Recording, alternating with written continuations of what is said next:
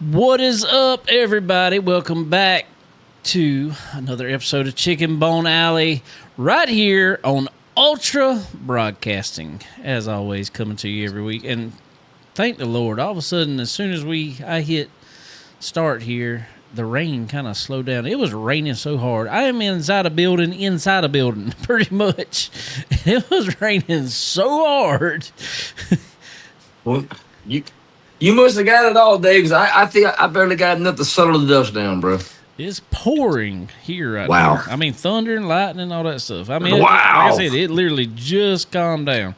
So, I am happy. Well, you must have got it all then. We got some. It's been doing that about every afternoon here lately. Well, bring some of that to Whitewood, bro. I need some.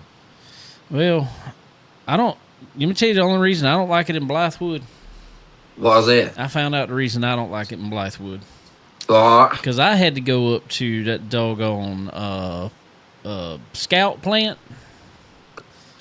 And let me tell you, that place is a mud hole. And when I say mud hole, I mean it is horrible. I had to go do orientation and stuff out there the other day. They put me through orientation because I got to work on equipment that people are renting to work on the place. let me ask you a question. How many scissor lifts do y'all do they have rented? I saw they had them lined. I went through there Friday. I was coming through there, and I looked. Man, they had them all on the line. It must have been 50 of them bad boys. Oh, you didn't see half of them then. Oh my God! Okay. There's probably a couple hundred scissor lifts out there. Well, it's really funny. If you really want to see something, you can do it. You can drive up in the parking lot, like the employee parking lot out there, and they got a fence. And on the other side of that fence they got what they call Trailer City. Trailer City is all the contractors and Scout and everything. It's their, temporary offices that are in there. Uh-huh. Well, right up in front of that is where they park all the side-by-sides. It looks like a Walmart parking lot full of side-by-sides. Are you serious, bro? Yeah, it's 90% of them are United Rentals rented. It's something else. And the dump trucks are tearing my road all the pieces. I mean, I got potholes everywhere now. They done cleared out 3 lots down here. They're putting about 250 houses down here. Bro, I wish that place would, oh my God, bro. How far are you from there? 10 minutes, if that. I got you. Yeah, it's. And don't get me started with the traffic up there, bro. Don't even go there, bro. They Don't built a even go nice there. road for it. Well, yeah, but how come they have a widened out Blythewood road, bro? I don't know. Why you gotta steal a 2-lane road with a turning lane? You got a sidewalk. This, bro. I tell you oh this. my God. I'll tell you this. When I was there doing the orientation thing, and basically all I was there to do was because I have to get a badge, and I had to get a parking decal or a vehicle decal to be able to drive my truck in there, my service truck. Guy told us he does 50 to 60 orientations a day there. And I'm like, there's that many people just coming, or is the turnover for all these places just that bad? I don't know. Rough. 50 to 60 a day. A day. And that's mostly contractor people. And like there was a bunch of guys out there when I was there, a bunch of German guys for some reason. I think they were doing a lot of the I guess they're already starting to put in some of the robot type stuff. And they're doing a lot of the programming and networking and all of that stuff on there. Wow. Yeah. Wow. Pretty Man, oh man, oh man. Have you been on 77 when it built? It's getting its own exit, bro. Have you seen this? It's got 2 exits. Oh, it's got 2 now. I mean, there's 2 exits for the Scout plant essentially, but yeah, it does have one of its own. But it takes up 2 exits. They have turned my little town to a cluster, bro. You're gonna have some great property value up there. That's all I'm gonna tell you. Yay. Well, I ain't going nowhere, man. I mean, Oh well. But that place is humongous, though, ain't it, bro? So big, so big. What's that one? Is it 1 million square feet? Is that right? I believe so, something like that. They're gonna be, and as crazy as it looks, they're gonna start functioning in October.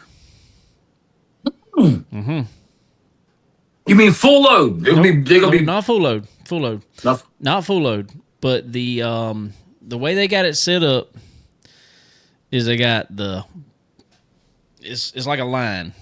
Starting, if you're looking at the front of the building, on the left is what they call the body shop, and the body shop basically is where it builds the entire structure of the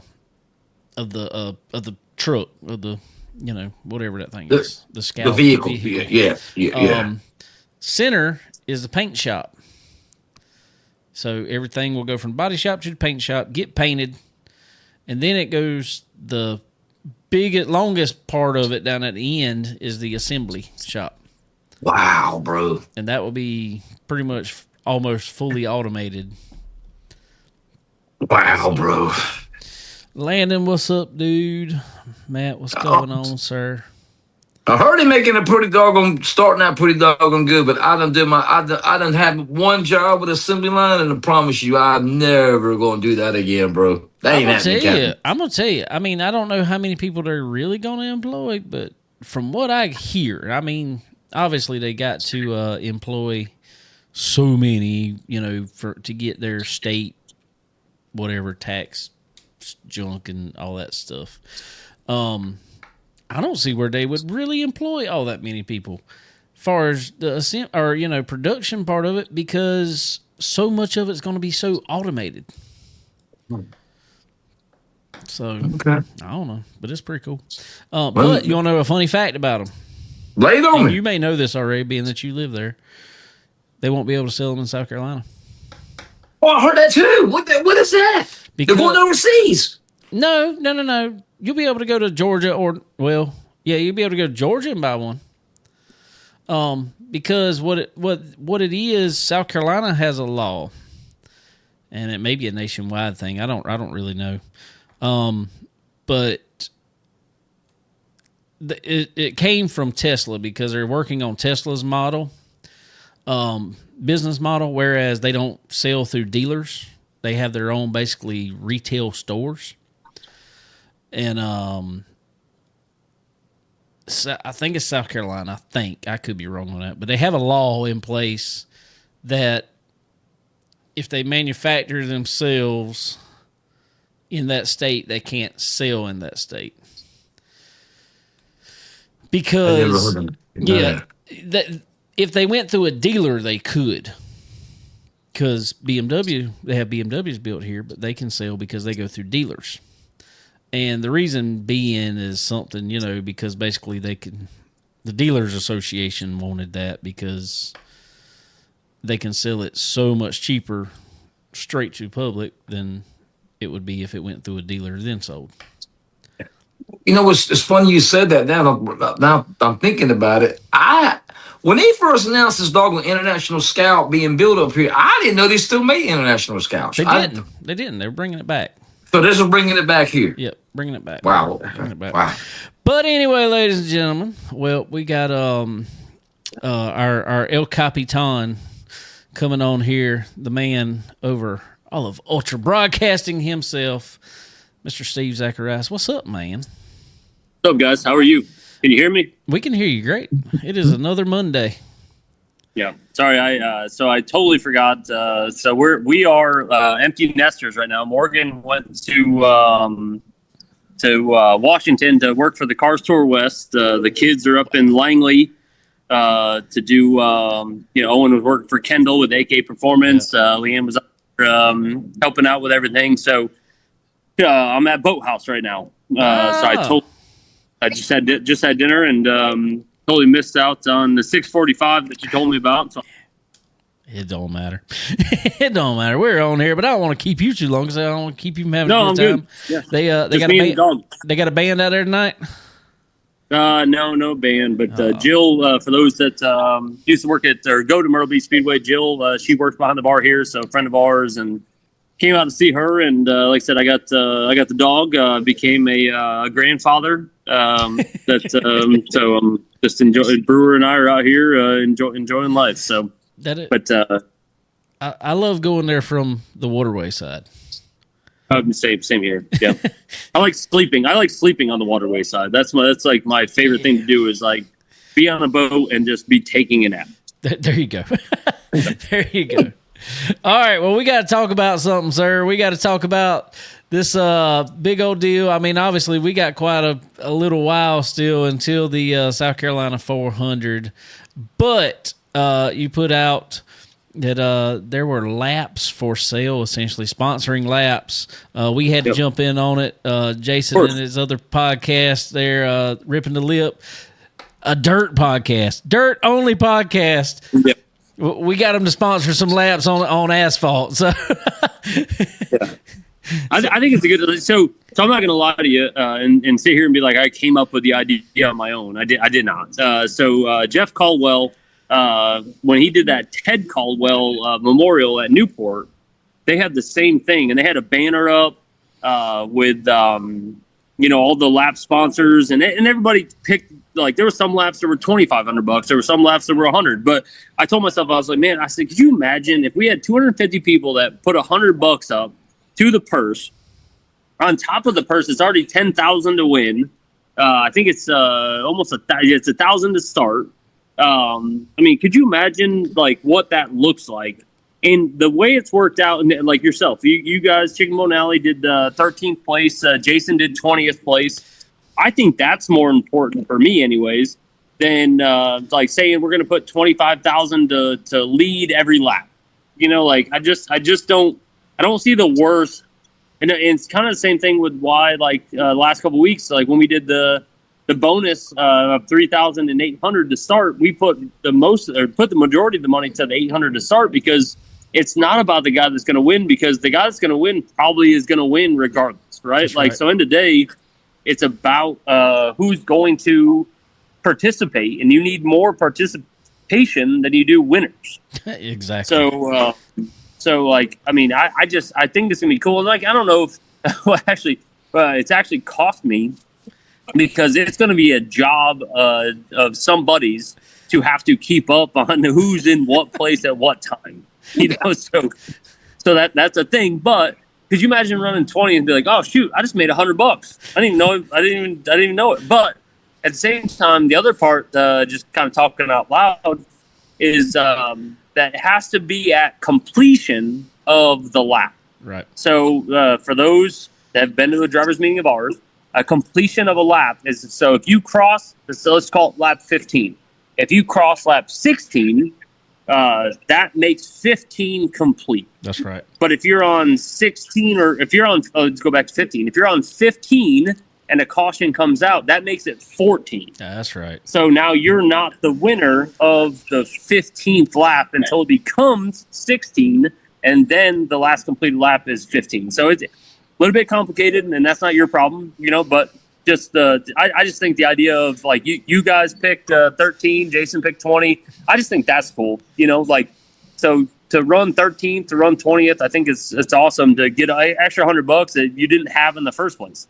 That's right. It's fun, and for all the conspiracy theorists out there, as long as Race Monitor, stays up, it'll be pretty easy, Steve. Yeah. Which is why I'm closing Race Monitor before it starts. There you go. There you go. No.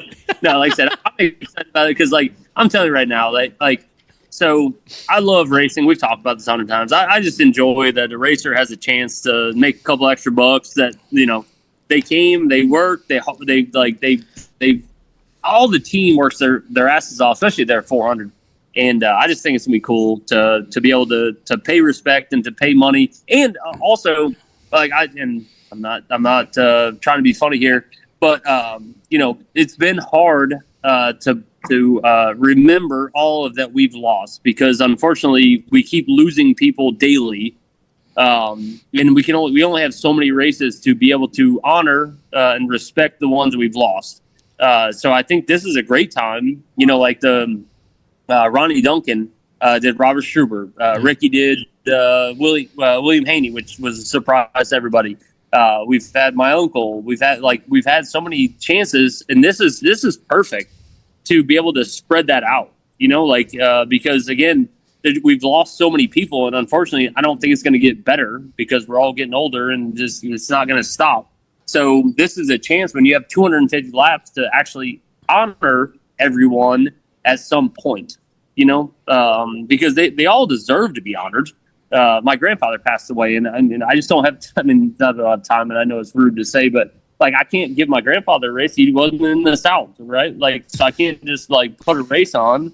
But this is a good time for us to all celebrate family, friends that we've lost, and but also give it to the racer.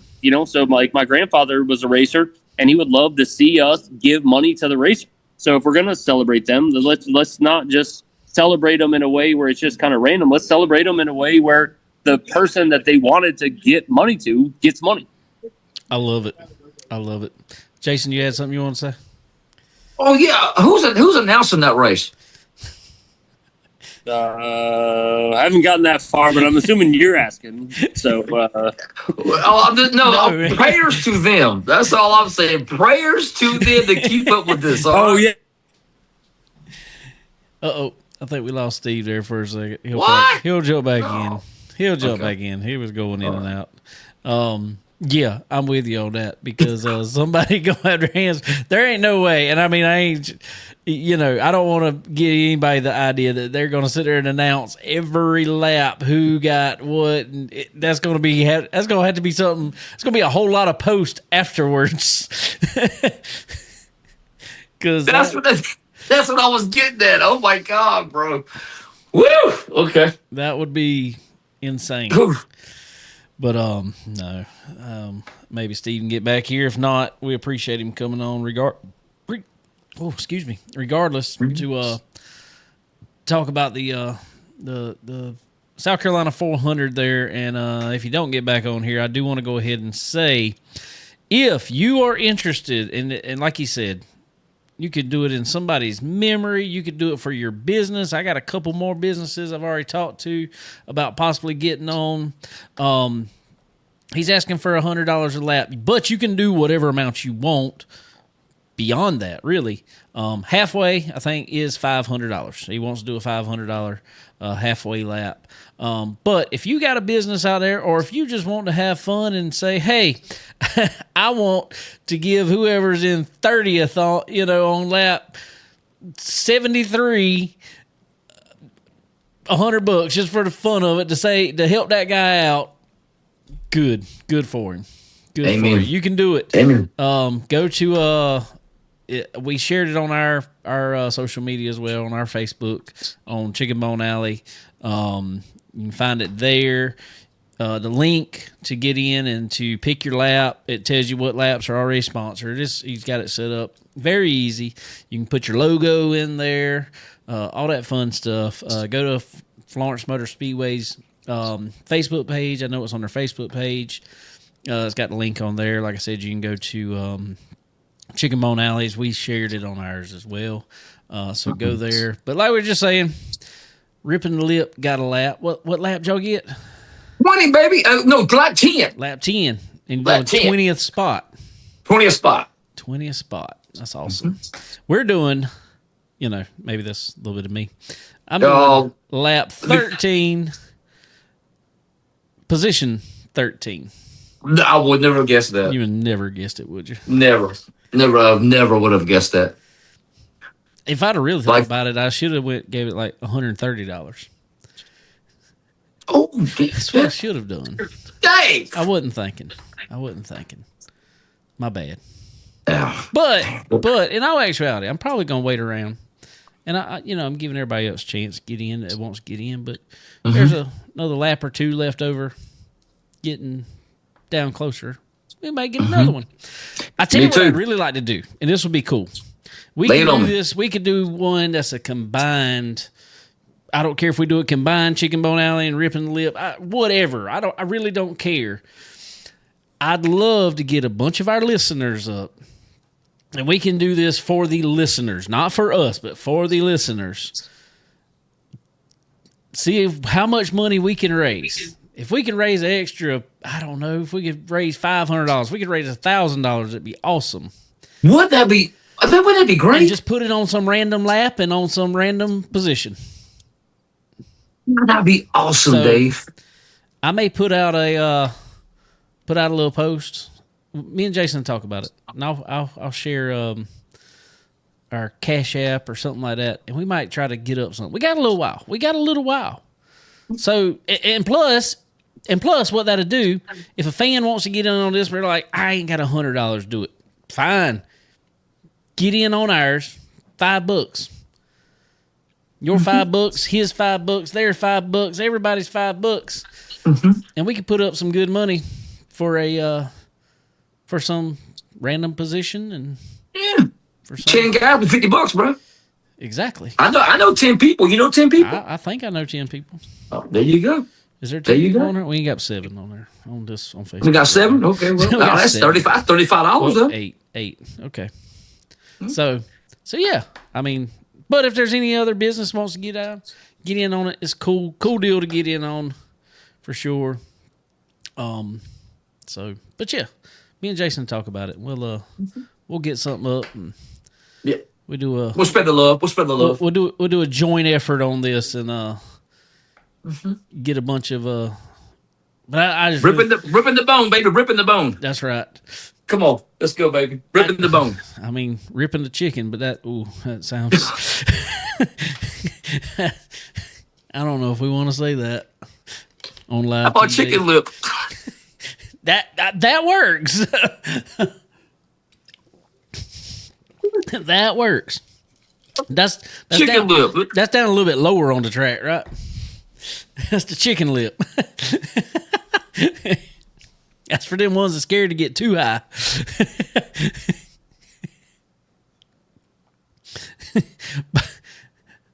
See, Bobby Pierce is always ripping the lip. Scott Bloomquist run the chicken lip down at the bottom. Chicken lips on the bottom. Don't ruffle my feathers, buddy. Oh. God, Dave, I needed that. That was good. Oof. Oh, but yeah, I don't know if y'all got any ideas. Anybody listening got any ideas on that? Let us know. I might have to do one more too, Dave. Yeah, Yeah, it's I might have to do one more. it's pretty cool. I got a couple more businesses I've been talking to about doing a couple, and so maybe we fill them up quick. I don't know how many is filled up right now, but I got a feeling. I just put it out this week. What was that like? Well, I'm sorry. Friday. Last week. Friday. Was it Friday? Okay. So, Friday. yeah, it went out, and already I think I would say there's probably 20, 15, 20. I don't know. That's good. Okay, I'll take that all day. That's very good considering the race is in November. Exactly. Yeah, that's pretty doggone good. Okay. So, All right. so that's good. But anyway, y'all get in on it. I think it'll be big. It reminded me when it come up, and I know this is a normal thing. I mean, as far as this ain't the first time I've seen sponsored laps. I mean, that's come up at a lot of tracks, but it just reminded me with the way it was brought up. I was like, and it was so funny because I remember when Dirt Million come around and people were and no lie, I was sitting there scrolling social media when I said that, and Cody Summer had posted something about the Dirt Million in 2019 about how well it did and everything else. And I was like, wow. Bought a hat and 3 koozies to put it on that. Did you? Sure did. A hat and 3 koozies. I don't remember what all I got. I really Well, don't. but this is a perfect opportunity for somebody to get into racing. I mean, yeah, I feel pretty I gotta admit, Dave, I felt pretty doggone good doing that for Ripping the Lip because everybody listens to that show. Everybody who's a part of that show, I did that for all of us. That's right. Yeah, and it's a good opportunity for somebody to put their name out there, man, to have it. I've never done this before. It's sitting for the Dirt Million, but I've never had my name attached right. to it. You know what I mean? So this is if anybody get a good opportunity to do that, jump on it. It's a good cause. Pretty good cause. That's right. It'll make I know late model stock guys are, you know, they're not the bottom of the barrel by no means. If you racing late model stock, racing the 400, it's not all about money to you. I mean, it's nice, but it's just pretty cool. It's pretty cool regardless. Maybe talk to Steve. If this does well, maybe next year we might see if we can do something similar for like a big Charger race or a big truck race, or I feel like something like that would, you know, bring a lot of people. A big Crown Vic race. Well, I'm trying to get that up, but for some reason, Crown Vics are not showing up to Florence. And They're not? No, and I don't know why. I wish they would. Because every time they do, they put on a good race. But That's the best. I'll give a crap. This is the problem. I know exactly what the problem is. I know exactly what the problem is. Every time Florence has ran and scheduled them, they have also been on the schedule at or Lakeview or Sumter. And I will say the Crown Vic guys are the guys that they don't care what it is, asphalt, dirt, whatever. They run whatever it is. But a lot of those guys started out on dirt, so they're probably more comfortable on dirt, and so that's where they stay. But what Steve tried to do, and I will tell you this, and it may not work as much now, being that in the summertime we start racing later. But like at the first year or earlier part of the season when Lakeview was running them and Florence was running them, Steve put them first on the schedule. That way they could leap if they wanted to and still make it over to Lakeview. Wow. That's pretty cool. Yeah. I mean, so, come on, that's pretty cool, guys. Come on. When he puts you on schedule, show up. Come on. That's pretty cool. Support him. But man, Sumter's averaging 20-something every week. I know. It's crazy. I know. It's wild. Yeah. Lakeview's getting good numbers with them too. Yeah. Yeah. So I don't know, but anyway, so next race at Florence Motor Speedway though will be on my birthday, June 13th. Okay. This weekend we got Dillon Motor Speedway racing.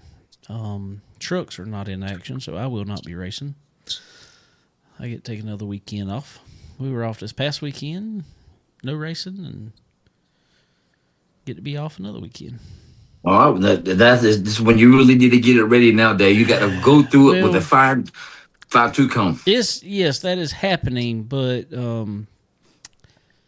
I will tell you, we're building another motor to put in it too. My dad's actually going right now to go pick up the block. Really? Yeah, so we can get some machine work done to the block. So okay, who's doing the machine work on your Bullet? No lie, there's a guy here in Florence. He is 80 years old. His name's Edsel Hutchinson. Edsel something. I can't remember his last name. Somebody probably knows. He's going to do the machine work for us. He's done piles of race cars in the past. He was really... Is Snook still around, Dave? I don't know. Maybe. What was his last name? I can't remember. I can't think of it either. I was thinking of while you were saying that. My mom can't remember Snook. My mom actually just commented because she wrote my dad that they just put the block on the back of the truck. All right, let's go, baby. So yeah, we slowly getting one of them together. I'm gonna tell you what it costs to build a motor anymore. I don't know. Everything's high, bro. Everything's high. But I'm gonna tell you, I just don't know how these. I mean, I'm glad they do, but I see why. I can understand why late model stock is tough to be a weekly program now. Because for truck, we're putting this much money in it. And if you're going to run a very competitive late model stock car, stuff you putting in it it's well above and beyond what we put in the truck. So I get it. But anyway, all right. Well, it's been a while since we've been on here. We got through Memorial Day and all that fun stuff, and my wife's birthday. Happy birthday again to Kayla. on There you go. May 25th. Okay. Happy birthday. Late. Happy birthday. Late. But in that time, we had a whole lot of news and a whole lot, like Steve was just talking, a whole lot of bad news. Biggest thing that was not on my bingo card this year, we lost Kyle Busch. And yes, we're late to talk about it, I guess. But me and Jason were talking a little bit about it before the show because we've texted a little bit, but we just really talked about it. And man, that was rough. That was a tough one to find out. You know, that dude that I said, man, he's gonna get back in something next year, and he's gonna get back to winning ways. I told everybody, you know, I've told you, I've said on the show on how many times, Kyle Busch has not forgot how to drive. I mean, he's gonna get back in something, and they're gonna get it turned back around. And man, it's crazy. But you said Spire. He's going to Spire. Remember that? I did, and then I didn't know. Then things changed on that. So I didn't think he was going there, actually. But I don't know. I don't know what the deal was. We'll never know. But regardless, it is a very sad situation. It is. It was very, very quick the way it happened, and which is most we can pray for and hope for. Hey, this could have been so preventable. That's the thing that really gets me. This could have been so preventable. It seems like it could have. I don't know. I mean, you know, I'm not in the room with him and his doctor. I have no clue. But I'll put it this way. The day before, this is the thing, is the day before he was out with Mario Andretti opening up a go-kart track. Durham. Having a great time. They said he was doing good. He was texting with Dale Jr. because he was going to run in Cars Tour. He was supposed to be bringing over his seat last week to mount in the car. And so that's what I'm saying. Everything happens so fast. Yes, maybe preventable. But it's like I also told somebody, when your number's pulled, that's all you got. It don't matter who you are, how much money you got, or anything else. I get that. I do. I get that, Dave. But this could have been preventable. I'm with you. But we got Steve back with us. Hey, sorry for the interruption. My phone died. That's my fault. What'd you do? Go back home? Yeah, no, I'm home now. Yeah, no, it's a nice thing about the boathouse. It's a nice thing about the boathouse. It ain't far from the house, and we've had a good time. Jacqueline and I moved here in 2012, I think it was. So we've been here a minute. So it's kind of our go-to, and we know the people. Jill works there, so yeah, it's just nice kind of hangout. But yeah, my phone died while we were talking, and so Brewer and I we're back at the house. They made their way back. Wow. Oh, and drinking an Ultra. Come on, Steve. He's always got an Ultra. Yeah, hence Ultra. Everything. How you think we got Ultra Broadcasting? I mean, yeah.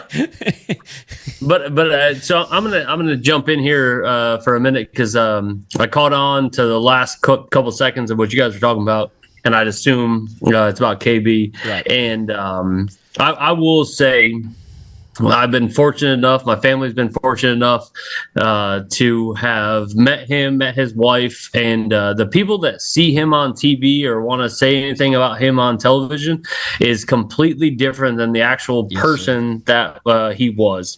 But he's no different than all of us. You know, he's no different than like myself when it comes to Owen. Like, I want to see Owen succeed, and I'm gonna do everything I can, and I'm gonna scream and holler at you. You know, the Morbidos, they know that. I mean, it's not. It was undeserving, but when you come to my kids. Or when it comes to my kids, like, I'm gonna go hard, for a minute. And Kyle was the same way with Brexton, and Samantha was super nice to Owen, to our family, and they were a different they're not what you see on TV. And even actually, they might be what you see on TV. They're just better than what you see on TV. So for those that ever doubted Kevin to ever like talk about like, I mean, I think we all say the same thing. Jacqueline and I have been a proponent of we want to see people be successful. So if you're going to be successful, it doesn't matter what it takes. If it takes you slamming your guitar on the ground in Nashville in 2009, then that's what it takes. But like you deserve, if you work your ass off like they did, you deserve to be successful, and you deserve to reap the benefits of that situation. So kudos to them. And I think right now, if anyone is doing anything other than worrying about Samantha and Brexton, then they're doing wrong. I think that's the only people right now, because as much as we like to go back and you can see the stories about what could we have done, like if he, like I'll be honest, he died the same way you and I would have. Like if I get a cough, I'm not going to the doctor, right? Like so, I mean, like. But the only people we currently have to worry about is Samantha, Brexton, and Lennox. That's the only people that need to be concerned about. Kyle, unfortunately, is gone.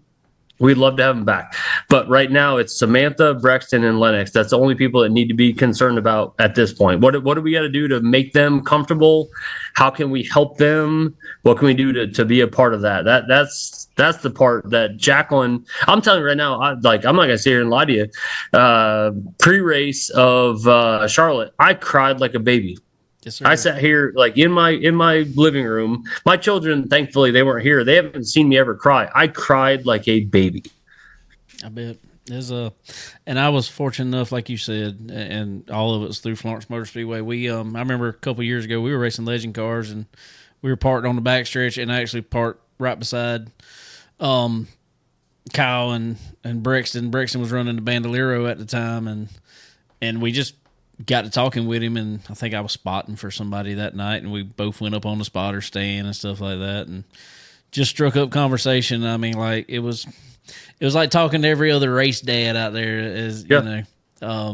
He just wanted the best for his son, and fortunately, he has put his son in a spot that if he wants to continue racing, he's got a little bit of knowledge behind him now, and like I said, I hope, for Brexton's sake, and I will say this, do not push him to be Kyle 2.0. He needs to be Brexton Busch. But I will say, so I've been fortunate enough to watch him and Keelan, and they are actually really, really good. Oh yes. So like I'd sit here and tell you if it was wrong, but their hands, like forget their parents, right? Like right. I mean, because like I've watched my son in an in-car, and he does a good job. But I'm saying like when you watch an in-car, they do such a good job of being smooth on the wheel. Gas brake is smooth. Like they are actually good. Like it's not because I'm sure it's because of genetics, right? But like if he makes it to the Cup Series, it won't be because his dad was Kyle Busch and passed away. It will be because he was good and deserved to be there. So like I said, I'll sit here and tell you right now, I will tell you people that won't make it, but I'm not going to do it on this show. That's right. But at the same time, like I feel confident that Keelan and Brexton are actually really, really good and deserve to get there. It's not like it's going to be fun for the fans, right? Like it'll be fun for them because it's Kyle's son and it's going to be Kevin's son, but they're actually good. Like, and there'll be a point that we're going to have a conversation on this show where we're going to have to defend them. Right? Like people are going to be like, oh, well, it's Kevin's kid and it's Kyle's kid. No, they're actually good. No. Like, and no, don't get me wrong, they're in good equipment. But I'm telling you right now, I've seen in cars, and you're a racer, David. You've seen his hands. Like there's a difference in people that can drive a car, whether it's good or bad, and they're just good. Well, so like you can't hate on that. So at the end of the day, I pray that there'll be a day that Brexton and Kyle or Keelan and Brexton are racing for a championship. And I'm looking forward to that day, to be able to be a part of what's happening right now and know how good they are, and also know how hard they're working. Neither of them are just taking it for granted. They're actually working their tails off and putting the effort in, because I've told that to Owen. I said, man, it's all about putting the work in. And these kids are putting the work in. They're not just taking for granted that they're Kevin Harvick's kid and they're Kyle Busch's kid. They're putting the work in, And the other person I'll say, if anyone's ever looked at any pictures that's happened lately, Aaron, he's the bigger guy, kind of in the backgrounds of the pictures. Aaron has been working with Brexton for a long time, because obviously Kyle couldn't put the work in because he's got his own, business to run. But Aaron has done so much good things for Brexton and been a part of that, and I think he gets lost in the loss of Kyle, because Brexton has been Aaron's number one job and done a great job at it. So for those that don't know who Aaron is, I don't know his last name, so I hate to say that, but Aaron has done such a good job of keeping up on Brexton, make sure he becomes the man he's supposed to be and the racer he's supposed to be. And the family has done a amazing job to make Brexton like anyone, like Owen does the same thing, and I'm thankful for it. But anyone that says yes sir, no ma'am, that's a good person, and Brexton is that person, and that's because Kyle and Samantha did that. For sure. 100%. And something you brought up a minute ago, talking about we're going to have to defend these kids eventually with people talking. It's already happened. I know you've heard it when Keelan won. Was it Icebreaker? He won the Icebreaker, right? Yeah, won the Icebreaker. Somebody looked at me and said, "Well, if I was in his equipment, he's got the best stuff out there." I said, "Let me tell you something." I said, "There's not a single car on that track that doesn't have the absolute best that money can buy." Yeah. Yep, exactly. And all he did was outdrive every one of them. Yeah. Like I said, don't get me wrong. Like everybody on that, like when you come to the big races, like if you're going to go and run a truck at Florence, like maybe a little bit different. Like we're all working our tails off to build good trucks and kind of mom and pop that. That's right. But when you get into a late model race and you're in the South Carolina 400 or you're in the Icebreaker, you're against the best. Exactly. So if you show up and you beat them, whether it's good, bad, or indifferent, like you've beat the best. Yes. So 100%. I am there with you on that. While you're on here, Steve, though, I want to go back to the lap conversation, the sponsored laps conversation. Beyond everything else, we got out, as far as all the good reasons, all businesses can jump in, and it's a great way, because we know how it is. We know how it is. Maybe you don't have the thousands of dollars to come out and put up a bunch of money for something, but hey, $100 and your business is going to be spotlighted on social media. Your podcast, your whatever you want to do can be spotlighted through the track. And it's going to go to a who knows? I mean, who knows what driver can win your money, your $100? Yep. I mean, which would be really cool. I mean, let's say Keelan Harvick's out there. Say for whatever reason he's running 13th on the 13th lap. I mean, like, hey, Keelan got my $100. Yeah. That's awesome. Yep. I think the whole idea before we unfortunately hung up there, but I think the idea is again, I go back to, I didn't just come up with it. Jeff Caldwell and the Ted Caldwell Memorial kind of gave me the idea, but I think the idea is amazing. Just think about the fact, like, put $100 at it, and the racer shows up and they make an extra $100. Would I love to be able to give $25,000 extra to them? Yeah, I would love to, but I don't have that in me. So that then puts it on the fans, the sponsors, to be a part of that. And that's when you start to see, the memorial stuff. And now all of a sudden, we get to recognize people we've lost, but also give it to the people they would want to give it to, the 18th place, the 13th place, the 20th place. So I made it where you can't go past 20th.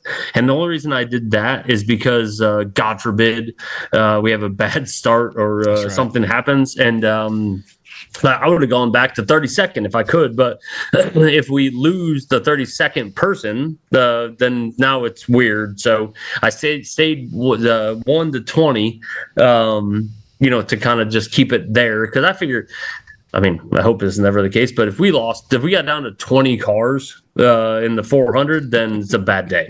So I just kind of kept it from 1 to 20. But I love the idea that you give it to the fan. Like, hey, put $100 up. It goes to that racer specifically. But if you have a number 13, like I know we're gonna we've got a lot of numbers that are gonna come out. I'm trying to kind of space it out. Like I know I don't want to I want people to know what's happening, but I don't want to overwhelm them because we got till November. So I'm not trying to put all the ones that have sponsored laps out immediately. I'm trying to kind of just piece it together. Like we've got a week off because we don't race till next week at Florence, but I don't want to take up Florence's advertisement during a race for it. So it's weird. I want to, everyone's going to be recognized for what they're doing for the racer, but we got till November, right? So we got to stretch that out a little bit. But I'm super surprised and super happy and excited that people have gotten on board this early. We're not even close. So imagine when we get close. I really feel confident that we'll have $25,000 extra into the purse that could go to anyone. It's not just 25,000. I love the leader. God, it's always great, but there's only a handful of people that are going to be leaders. Right. So I really think that way we're doing it in the 13th place, like you're doing for lap 13, and Jason's on lap or position 20. Those are the people that deserve it. That's right. And I'm excited about, giving them a couple extra bucks that they didn't know about, So, and I think, but again, I'm not built currently, personally, to give an extra $25,000. So it's up to the fans. It's up to the racers. It's up to sponsors. And this is a great time and it's going to make it a little difficult on the broadcast because there's going to be a lot of logos that need to be that need to happen, but it's worth it. So I'm looking forward to it, and I love the 400. I think it's awesome that it's 34 years in the making, and now we can offer, because it's already, when it's said and done, it costs $90,000 to have that purse. So when it's said and done, the winner's $10,000, and then to go to last place of 32 cars, it's $90,000. That it cost the racetrack to put on, and now we're adding 25,000 because of the fans and the sponsors and the racers. I guess what I'm getting at, and I'm kind of rambling here, but is I really think that we all got to kind of think outside the box. Whether it's dirt racing for Jason, whether it's asphalt racing, is that racing is tough right now. Whether it's a truck or a street stock or a pure stock or a sportsman for the UARA stuff, we have to save racing as a family, not as a everyone wants to get on social media. And they want to talk about what they could do and what they would do and how I could fix it. And if you did this, you would. Right. But at the end of the day, man, there's so much involved in it that we just gotta fucking save. I'm sorry, didn't mean to curse, but we have to save it, man. I'm telling you right now, it's dying. And I hate it because I've grown up in it my entire life. From the time I was born, my mom took a car seat into the grandstands the day after, the week after I was born. I was in the grandstands, and it's not like that anymore. It's different. And if we don't fix it, then it could be gone, and our kids will never understand what it looked like when it was fun. Dude, I've got, and this tell you why. Steve, as much as I love you, I could care less who owns Florence Motor Speedway. I want it to be around for the simple fact there are pictures on my wall of me sitting on the top of Jim Ream's open trailer at Florence Motor Speedway. He had a tire rack up there when I was about a year old. So Jim who? Jim Reams. Jim Reams. And so Well, in case you're wondering, David, I think there was a part of me, and there's still a part of me that would love to sell Florence, but just kind of breaking news, it's not being sold. So I'm gonna continue to be the owner, and like I said, I told you before that I don't want to sell it. I will sell it for the right price, but I'm not. I don't want to sell it. So the price isn't. No, I was just saying, you know how many times I got asked that? I'm like, yeah, you better ask Steve. I said, but I don't think Steve's going nowhere. Yeah, so the price wasn't right. So we stand with our shoulders back, and we're going to continue to make it, as they would say, racing great again. So I love the racetrack. I'm telling you right now that people will never understand.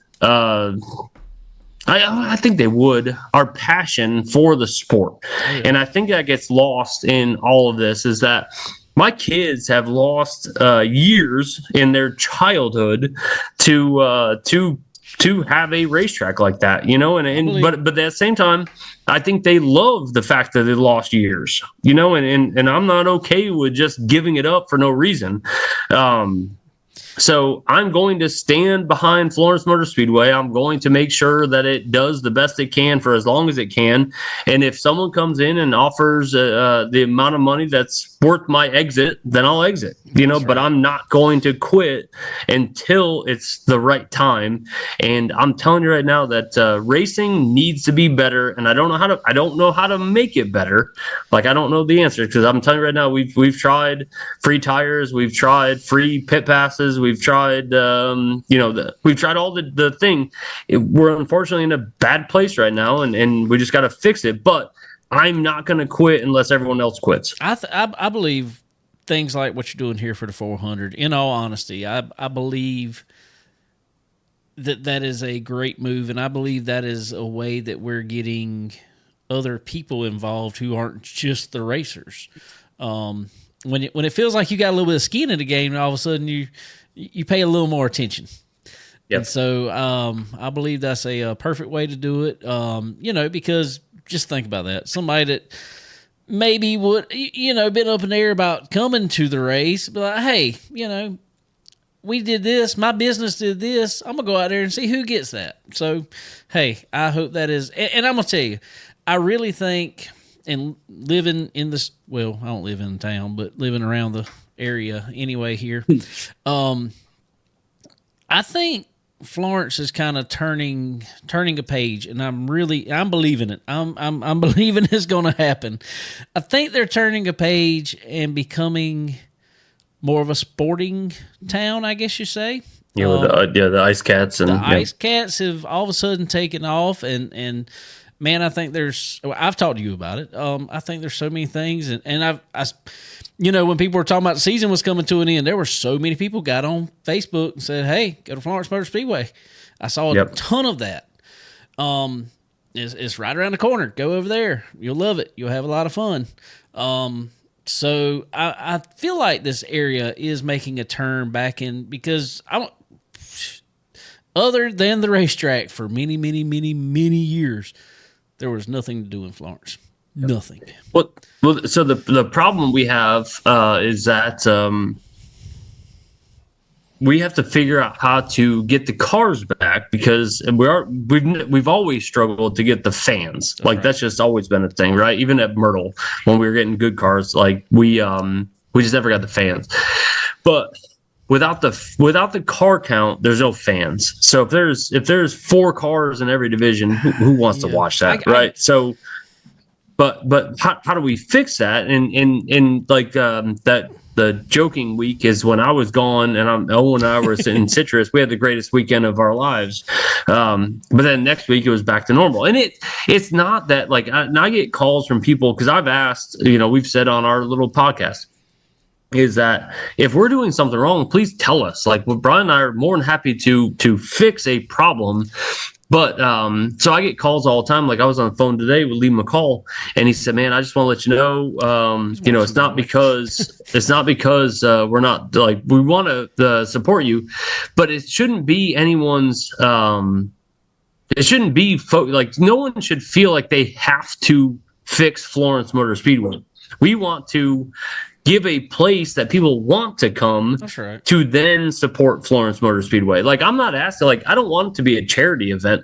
Like I want it to be where you came to the racetrack because you wanted to be there, and I don't think it's a money thing anymore. I really don't. Like I've had that conversation. Like you can add in the finances all you want and make it 10,000 to win. Sorry, Brewer's losing his mind over here. But you could add the money all you want, but I just don't think that's the thing anymore. It's more of a matter of like coming and racing and having a good time. I don't think it. Well, I tell you what I feel, and just as I guess this comes from the, I guess I follow under the term blue collar racer. I guess you say, on my end, and I think this is a lot of the maybe like the street stock deal maybe anymore. Man, it is nothing at the track. It is absolutely nothing at the track. It's everything else in the world is just so daggone expensive. Yep. I don't think we all know. And it's like I've told people, they're like, and I've heard people say before, and this goes for Florence, this goes for Dillon, this goes for wherever in the world. I've heard them say they're charging so much for tires. I said, no, they're not. They're not charging so much for tires. The tire supplier is charging for tires, and who do you expect's got to pay for that? I mean, I get it, but it's just it fall. But I mean, that's not the problem. I mean, So we pay just. I mean, and like I said, I know. Like I don't. Like I'll tell anyone that wants to hear it. We pay over $160. It's a little over $160 a tire. Yeah. So we're making right at $50 a tire is basically what we're at with mounting fees. Fuel has gone up to $12.75, $12.80 now, and we charge $13.50, and we haven't changed it.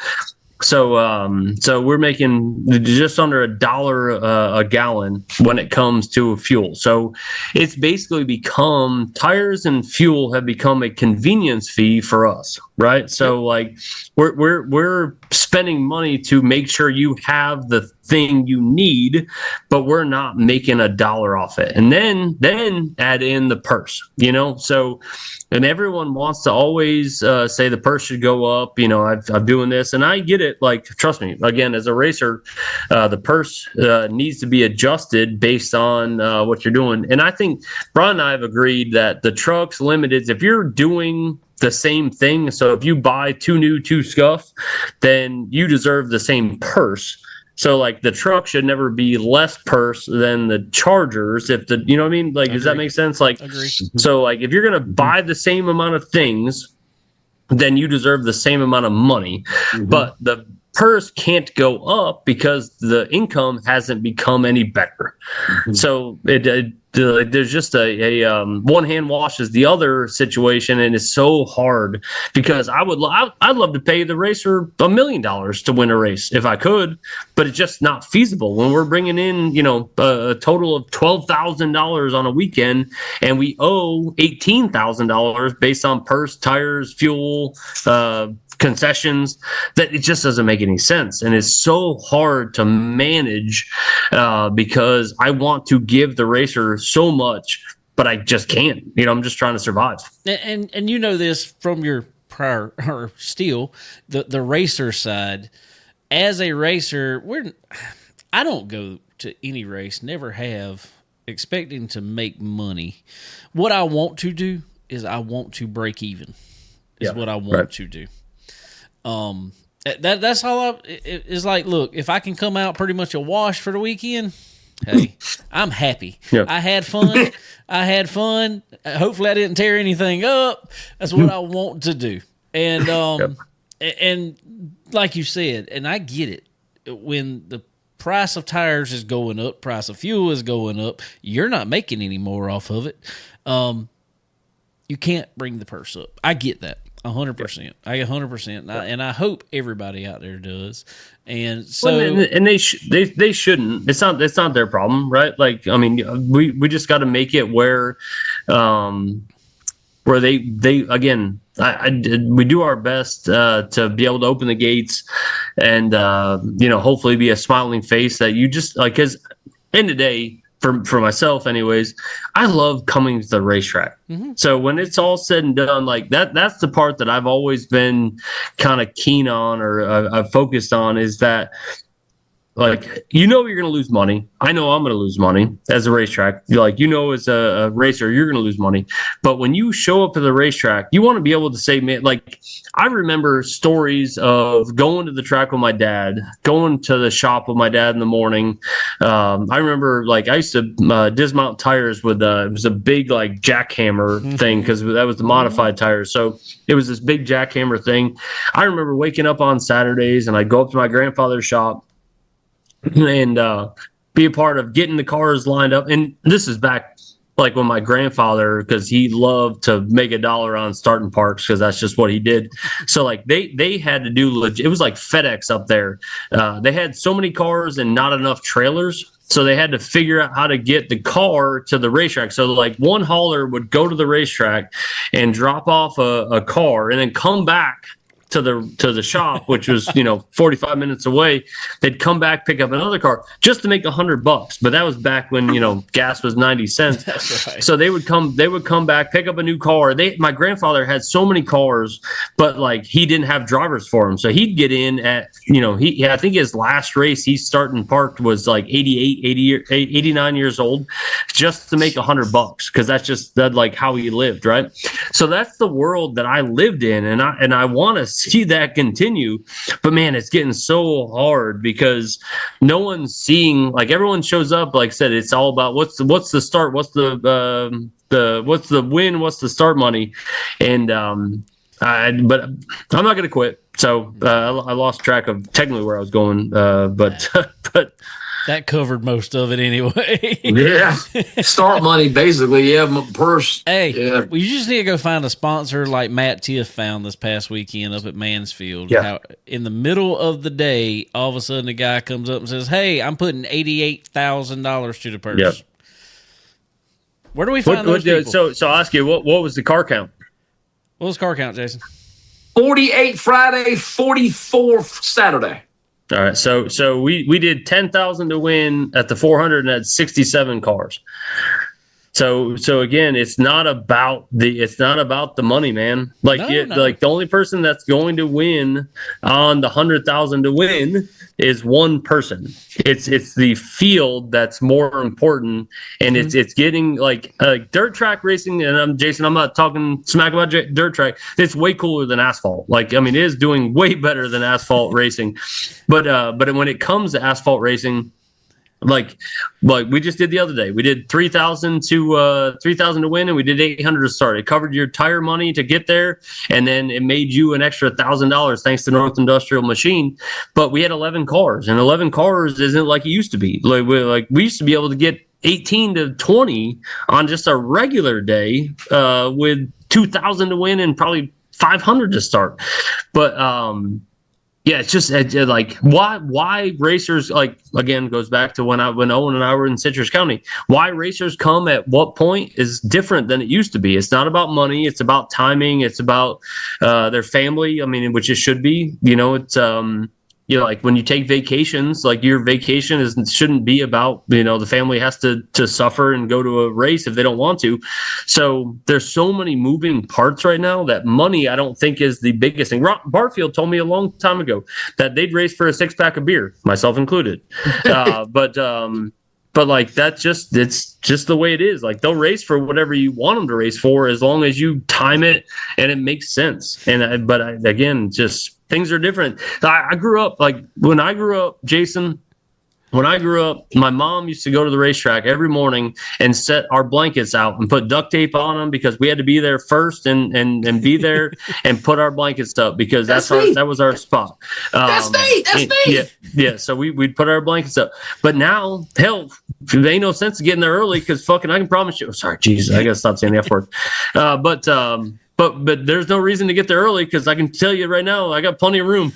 I can find my seat. So, you know, we gotta fix that problem. We gotta fix that problem, Steve. I'm trying. I'm telling you right now, I'm trying.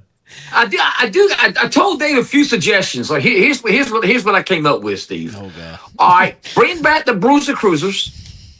Have one of those Night of Destructions, trailer races, camper races, boat races. You know what I mean? A Night of Destruction, and this really, I believe Anderson is. This is why I think Anderson gets a good crowd. Have the spectator races. Did you see where that doggone guy, that Suburban, smashed the wall, driver's side? And that is what scares me about those races. Yeah. Hey man, bring some spectator races. I bet you that'll doggone fill the stands up. Yeah. So to that, yes, 100%. But remember population, right? So like Anderson always has a crowd regardless, and. You know, but Timmonsville is just not built for that kind of stuff. But I'll do whatever if we want to do, because I like Owen loves, my son loves some Cletus McFarland. He loves some trailer racing, but you gotta go back to advertising. You gotta go back to promoting. Like if I did that, like what do you got it? Like he got this. He's got this. Put him in, coach. I'm here. I work for free, Steve. I tell you what, I work for Michelob Ultra. How about that? Nice. Did I say that? If you want 3 of them, I got 3 left. But no, like I said, I think there's things, but I'm trying to see how to say this, is that I just would love for people to come to the racetrack because they want to come to the racetrack like it used to be. Like we don't need to make up stories. We don't need to like come up with schemes. It should be like it used to be when my grandfather was racing and he was wearing a Vespa helmet trying to run a coupe. Like you wanted to come to the racetrack because there was cars at the racetrack, and it's just not that way anymore. And I don't know if we can fix that problem. That's what I was fixing to say. I 100% agree with you that I wish it were that way, and it should be that way. You know, Dave, when I went to Florence, real quick, when I went to Florence a few times, in the past, man, that place was packed. What happened, Dave? But real quick, I think our biggest problem now is we live in a social media world that people want to be so entertained that if they just don't feel like it's going to be the most exciting thing that they've ever seen in their entire life, that they just don't care. Yeah. And I don't know. It's weird. Yeah. But I want to go back to something you said real quick. When you said Barfield told you that they'd race for a 6-pack of beer. Yeah. This is the one thing I will say. We got a Barfield story coming. You got a Barfield story. This come from today. I don't know if you've seen his post for his race this week, but it was great. Thunder and Lightning, he said, "We'll see if y'all actually show up. Bring your own trophy." Which I can't, like I said, as much as I like to talk smack, I can't blame them because, like I said, it's no different than the Crown Vics for us. Like we tried the Crown Vics and we had one good night of Crown Vics, and I get their deal about burning up tires on asphalt. I get it, but like we tried the Crown Vics, it was like we did with Thunder and Lightning. Like if you're not going to show up, we don't have time for it. Like we're already struggling to get cars to the other divisions, so I can't keep supporting. And the worst is that for a racetrack, so and I know for the people watching, like you hear 300 to win, it doesn't sound like a lot. Like you say to yourself, like, 300 to win, it's not worth. But when you have 2 cars and you paid 300 to win, that's a lot. Yeah. So I'll go up on the purse as we get more cars. But when you do 300 to win and then you offer free pit pass for the driver to come in, so you make nothing. Like in the Thunder and Lightning, there was no money to be made because you didn't sell tires. So you made $0, but you paid out 300, right? So like you lost 300 as soon as you started the event. So, but if you get 10 or 15 of them, now you have a few pit passes that warranted the purse. But when you have nothing that comes in and you offer the driver a free pit pass and they don't buy tires, but you offer up $300 to be a part of the event to win, but you only get 2. So I paid $300 to win and I paid $200 to be second. like I lost $500 and I didn't make but $100, so every time, and that's the thing I think I need the racer to start understanding is when you show up at the racetrack, like let's look at this as a business in regards to how is it going to be good for both of us? That's right. Like I don't want to lose, but I don't mind not winning, but I want the racer to show up and like to your point, I want them to break even, but if you see what we're looking at and you see like the certain nights when there's 5 per division, as a person that this is not good. Like, I don't care what business you are. And again, I'm a little bit at a disadvantage because, and I apologize, I might be venting here a little bit, but we good, man. Yeah, but I'm at a disadvantage because I don't have a business behind it to control the loss. Right. So like, right. Yeah. I mean, the broadcast has done a good job of saving a lot of this, but I just don't have something behind it to be able to say I'll take a loss every single week. So that's where, like Dave, where we were talking about, like when I was approached about a sale, I'm going to take the offer. I'm gonna hear it out. Like, that's because if I can get rid of a drowning horse, like I'm gonna get rid of it. Like it is what it is. So, but I don't want to. Like I said, that's the part like that's always been a struggle for me is that I don't want to sell it, but I'm doing the best I can to survive. Like I am the definition of a paddling dog in water. Like I'm just trying to keep my head up. So, but that's right. But hey, by the way, just shut me down because you can catch me here getting weird. So just shut me down when you need to. No, we wouldn't do that. I know what we need for Crown Vics. I know what we need. We need a. Okay. Time. I think timing is big. Timing we got to big. stop going up against Sumter and Lakeview. First off, good luck. Yeah. I think what we need a junkyard to sponsor it and donate tires. Yeah.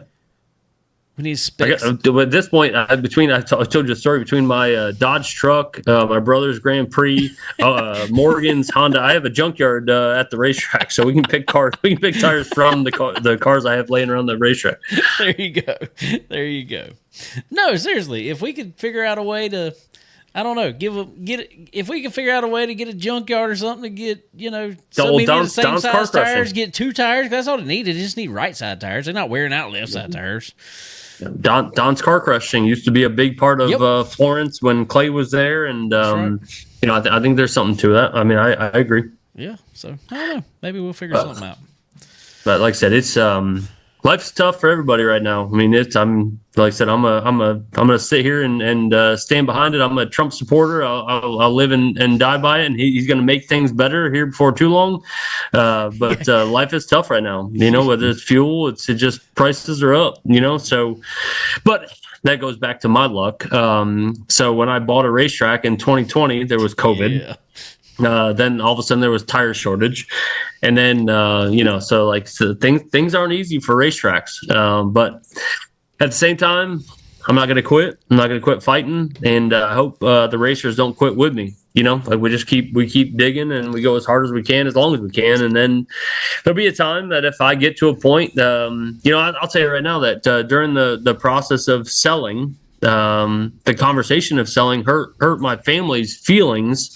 Knowing that it could be someone else's, right? So like we've worked so hard and we all see it. Like it's not just my racetrack, it's not just our racetrack, it's everybody's racetrack, and I just don't know if there'll be somebody else that will take on Florence with the same passion that we have, and it'd be hard for me to give up Florence Motor Speedway, knowing that somebody could try to do better, but not put the same effort in, if that makes sense. Like I just, yeah. Oh yeah. So, but, I've seen that happen. 100%. Oh yeah. But at the same time, like we got to get back to, like, I know the old make racing better, great again, but there is something we're going to all do, and they're going to find that like happy medium that we're going to just dial it in, and racing will be better again. I don't know where it is. I don't know the answer, but I don't know the timing, but right now all we have to do is just keep surviving until we can get to that point. So You be Trump, Dave. You be Vance. I'll be Patel. We'll get this thing back on the road, buddy. We'll get this thing going. It's a scary situation. yeah. Let's just go have a MMA fight on the front yard. How about that? Hello. Again, if that's what it takes, I'll let's do that. Like I said, I think those are the things that people don't realize that I worked on a Christmas light show. I'm still working on it. Is that those are the things that racetracks need? It's not just racetracks. It's like when we were at Myrtle, it was the monster trucks, it was the Nopies, it was the car show. When we had Mustang Week, it was all those things that it deserved, that brought in extra money, and that's the part Florence unfortunately struggles with because. So the guy that Straits, they've been in business for over 90 years, and John Straits, he won't come to Florence because it's always been about location. So like Florence or Myrtle was good because it was right on 501. You could see the Ferris wheel. So, but they won't come to Florence because we're off the beaten path. We're close to 95, but we're not right off 95. Yeah, we're not. What else do we need? But it's like Florence has not become. But it's so hard to have the same events I had at Myrtle that I grew because of location. So Myrtle, when you're on five, you could a lot of us have been there. 501, you could see the Ferris wheel when we did the fair. Truck shows, you could be at the beach. You can go to the beach and you can do your thing. The Mustang Week. Mustang Week was a big deal for us for a long time. So, but that's not the case at Simmonsville, and I love the area and I love the racetrack, but it's just not the case. So, dude, I'm gonna tell you real quick though. You just mentioned it and put me in on that, Coach, because it's my favorite time of year. Christmas lights. Florence just lost last year. They lost their biggest Christmas lights display, and everybody missed it. I'm gonna tell you right now that I found a company. And again, this goes back, and I've said 100 times, no different than Brian and I talked about. With our little podcast about I'm an open book. I'm not trying to sit here and hide anything. I'm not trying to, not sell the place, or I'm not trying. I'm just going to tell you how it is. To have the Christmas show, it's $175,000. So as soon as you sign the contract, it's $87,000. You got to pay them to be able to get the ball rolling. So I think that it's worth it. But who's got $87,000, right? Who's got it to put up by morning? So I 100% agree that I think that it has the potential in Florence because you got the closest opponent is in North Myrtle, which is 2 hours away. You got the other closest opponent is in Charlotte, 2 hours away, and then you've got 95, which I think you could put billboards up like Buc-ee's does way down in Georgia, and get people to pull over and do a show. And I know I can get sponsorships. I've already talked to Coke a little bit, and there's options to pull that off. But to sign up, I have to have $87,000 in the morning. And who's got that? You know what I mean? That's tough. Ain't nobody got that. People got it, but not this guy. So I'm fighting off the good fight, and I want it, and I really think confidently that it could be something. But again, to start it has to have 87,000, then have 87,000 after it, so so what are you gonna do, right? And you can go buy the lights so. And again, I don't know if I'm venting here at this point, but I met with Anthony Anders and went and saw his, because Anthony started it, and he made $1 million from Thanksgiving to New Year's. He makes $1 million, and I'm sure it's grown since then. But the last time I saw him, and he had the equipment to pull it off and send it to me, and I went and met him, and Jacqueline and I went and met him one time, but just it hasn't worked out where I've been able to get, because he's got the equipment sitting there, and I'm okay with the work to put it up, but I need to have Christmas lights. You can't just have a Christmas light show without Christmas lights. Okay. So, but those are the things, man. I'm telling you that the racetrack has to have. It has to have a Christmas light show. It has to have a Halloween thing. It has to have has to have events, car shows. My daughter, I'll tell you right now that all my kids are amazing. They work their tail off just to keep the racetrack alive. But Morgan has done a good job with her friends having truck shows. And those are the things, man, that a racetrack has to have. Like, you can't just be a racetrack and have races. It doesn't exist anymore. Like, you can't wake up and say, oh, we got a 50-lap event and it's going to be enough money to survive. You got to have truck shows. You got to have car shows. You got to have Christmas light shows. It's part of it. But I'm just glad and you probably still will, but them drifting competitions and stuff. Does that still happen much? No, well, I mean, we don't own enough asphalt for that, right? Good. So, because I'm gonna tell you, one of the last times that there was somebody out there doing it, I don't know if it was a whole thing or somebody just went out there. We raced like the next weekend. I ended up with more shards of metal in my hand from changing tires. Yeah, I wish you could have been at Myrtle Beach when Brian and I used to have to clean up after it. The dust. It's like a fine black tire dust. And Brian and I used to have to blow it, but Myrtle used to have that turn 3-4 side that had huge asphalt, and that's where they do all their burnouts. And but again, as bad as it is, that was where the money was, man. Like the Nopies, like we did Nopies, we had the burnouts over there, and they love that shit. Like you have that space to be able to entertain, and right now, just unfortunately, Florence doesn't have enough entertainable space. Like we can only do so much. All right, I'm gonna ask you something since we're talking about all this and hit me at this point. Shit, I'll tell you whatever you want to hear. I've already swore twice. Just tell me what you want. Well, this is something I've been asked about a lot because it was what I used to be in, and you got one sitting out there. There's a word going out, there's rumors going around about the go-kart track. Anything? The rumors.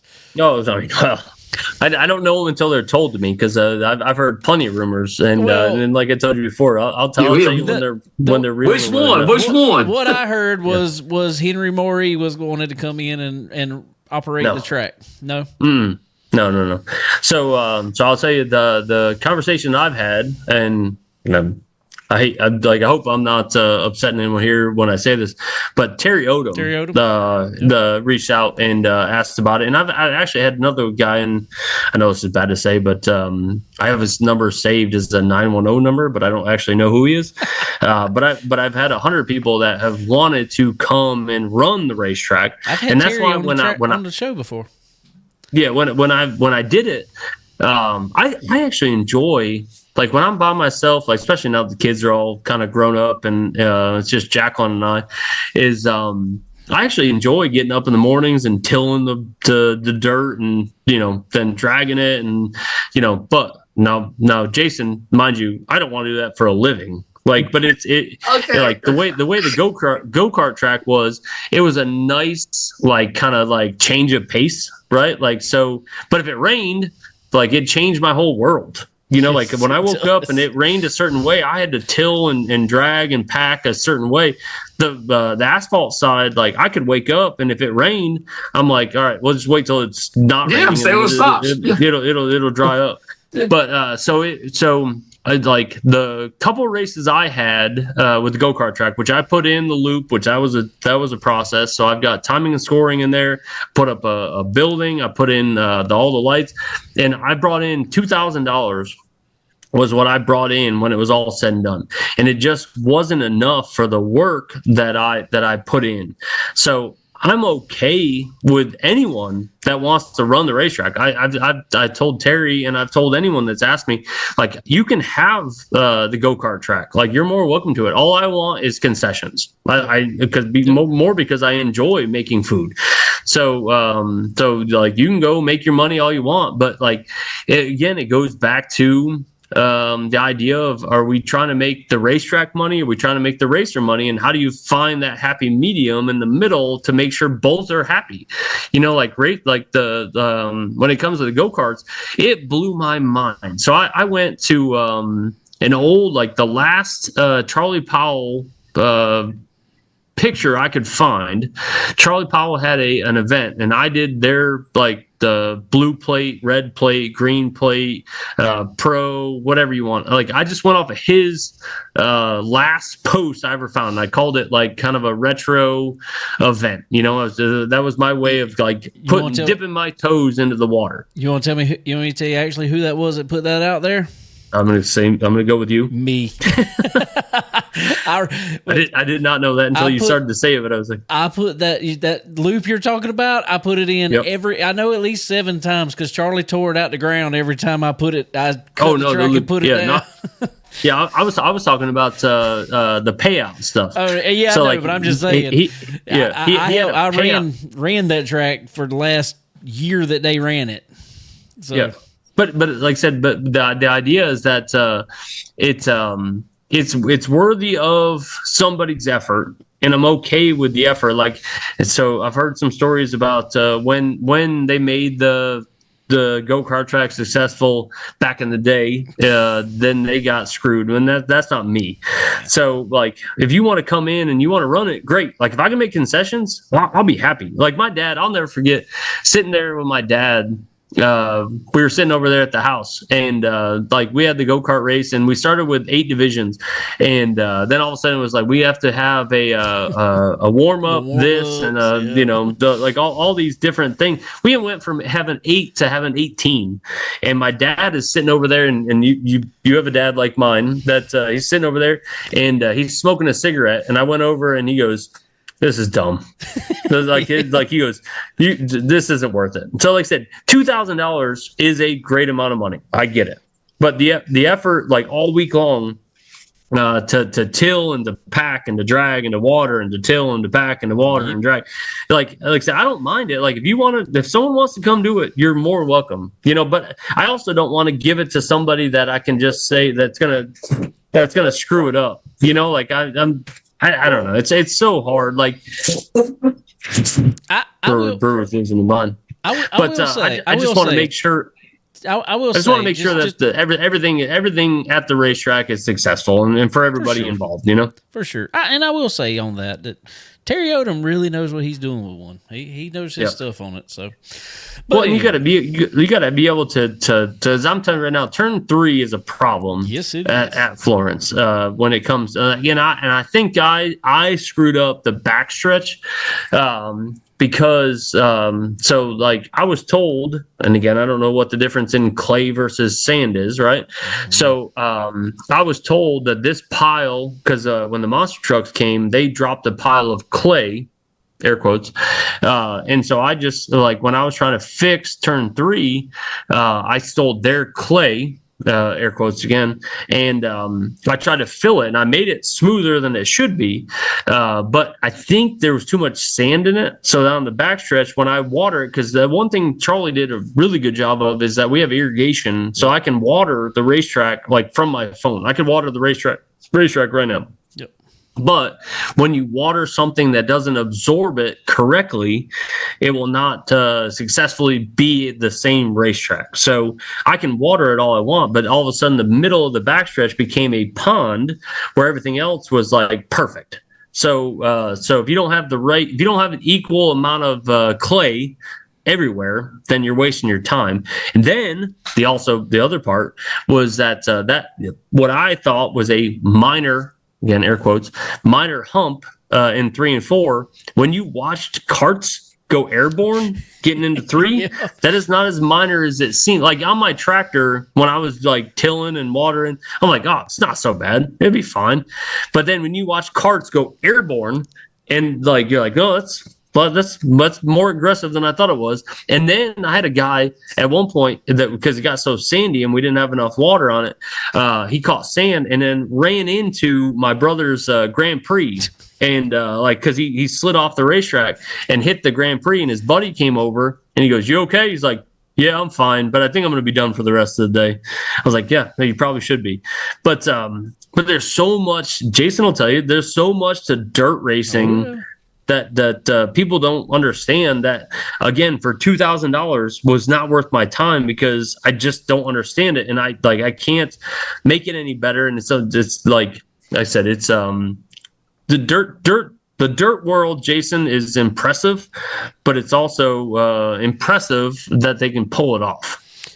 Speaking of real quick, Jason, before you say it, Terry Odom actually used to a long time ago run MoDOT Speedway back in the day. Okay. So, that's what I was gonna say. We need to go get some of that clay from over there. Yes. Well, I'll give me a rim shot, there. Give me a rim shot. Hey, Steve, just call Mark Richards and Eric Wells. They'll come and prep your track. All right, now they give me a rim shot. I don't know where it is anymore. But I have the equipment. I don't have like the one thing that I need, Jason, and this is on you, is we need to find a grader. Like, so when I first got to Florence, there was 2 graders. Yep. And neither of them ran. And I had one guy I spent over $2,000 to get him to come make one run. But to make the one run, you had to pour diesel down a certain thing. You had to tap a certain thing. You had to like kick a certain thing. Like, to make it start, you had to look at it and be like, "Hey, buddy, we got this today. Like, let's do this together. We'll be fine. So let's just do this." Like, so we had one grader, and then ended up getting sold. So we have no motor grader to like officially level off the property. I have the Kubota that we own. But to level it, you have to like make sure you're like using the leveler. Like, it has to be like up and down exactly right to level. And there's just one section that the water just drains in the wrong way. Like, and it makes a channel to 3 and 4, and then you have to fill that. And so that's where our biggest problem is. So again, I don't know. I feel like this is this a therapy session? Maybe so. Maybe I need to charge for it. I don't know. I feel like you guys are just asking me questions just to get me like fired up about stuff that I didn't want to talk about. My bad, Steve. My bad. Well, I'm just telling you, the man that knows dirt, obviously, our buddy Matt Grantham, said it needs 8 loads of clay and regraded. That's what he just said.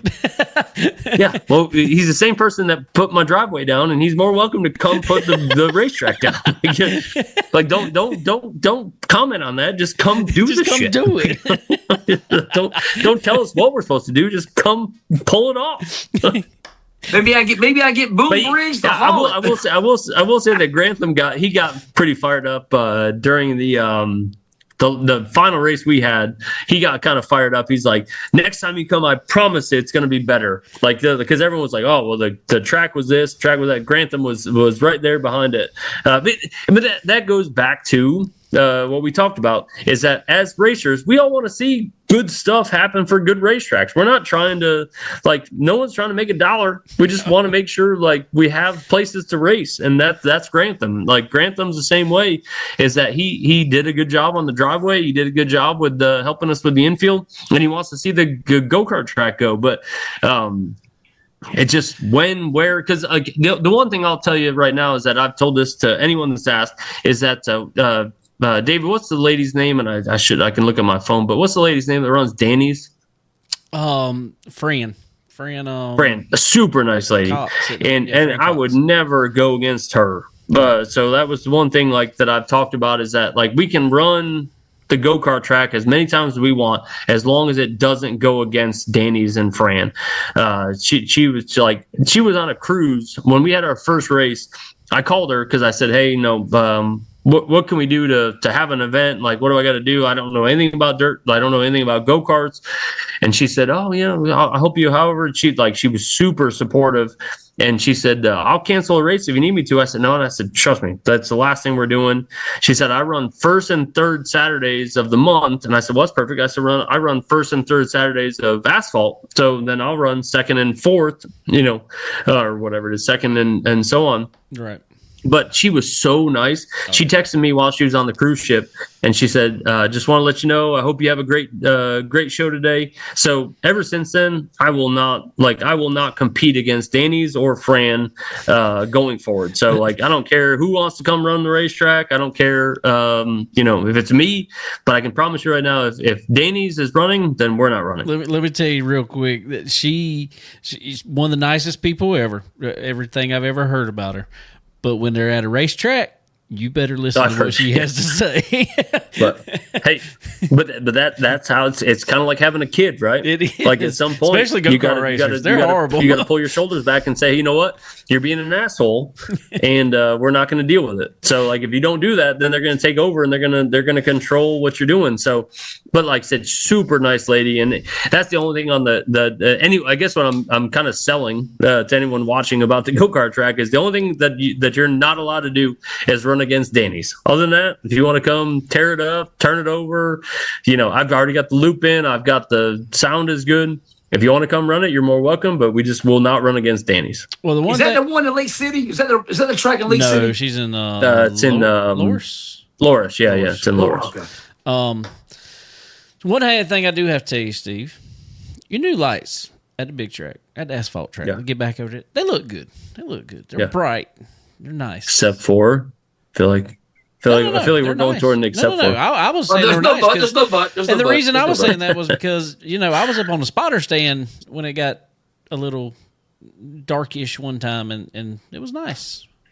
I liked it. I will say that, so I talked to Brandon Elvis, and I don't think no matter how many, like what kind of lights you'd put up, is that I didn't, and I saw it, I forget what I was driving with the modified or I was messing around with something, is that you can't fix the inside of the wall. So like it's a dark spot at the bottom of the wall, because you can't make the lights go over the wall and then cover if you had lights outside facing in, you can fix that problem. But that's just something you can't fix. But I love the lights. That deal came out of nowhere. But I think the clarity of what you have right now, we've only used them once, but I think I'm doing, again, I'm not trying to toot my own horn, but I'm doing the best I can to try to make something out of nothing and make sure the racer has something different every time they show up. And I think the lights are huge. I keep wanting to drop the F-bomb, but I gotta fix that. He said, "I gotta fix that." Wow, that's a big old soapbox Steve got tonight, bro. Dang. Yeah. He found all the soapbox. He hadn't had enough on taps here lately. That's what it is.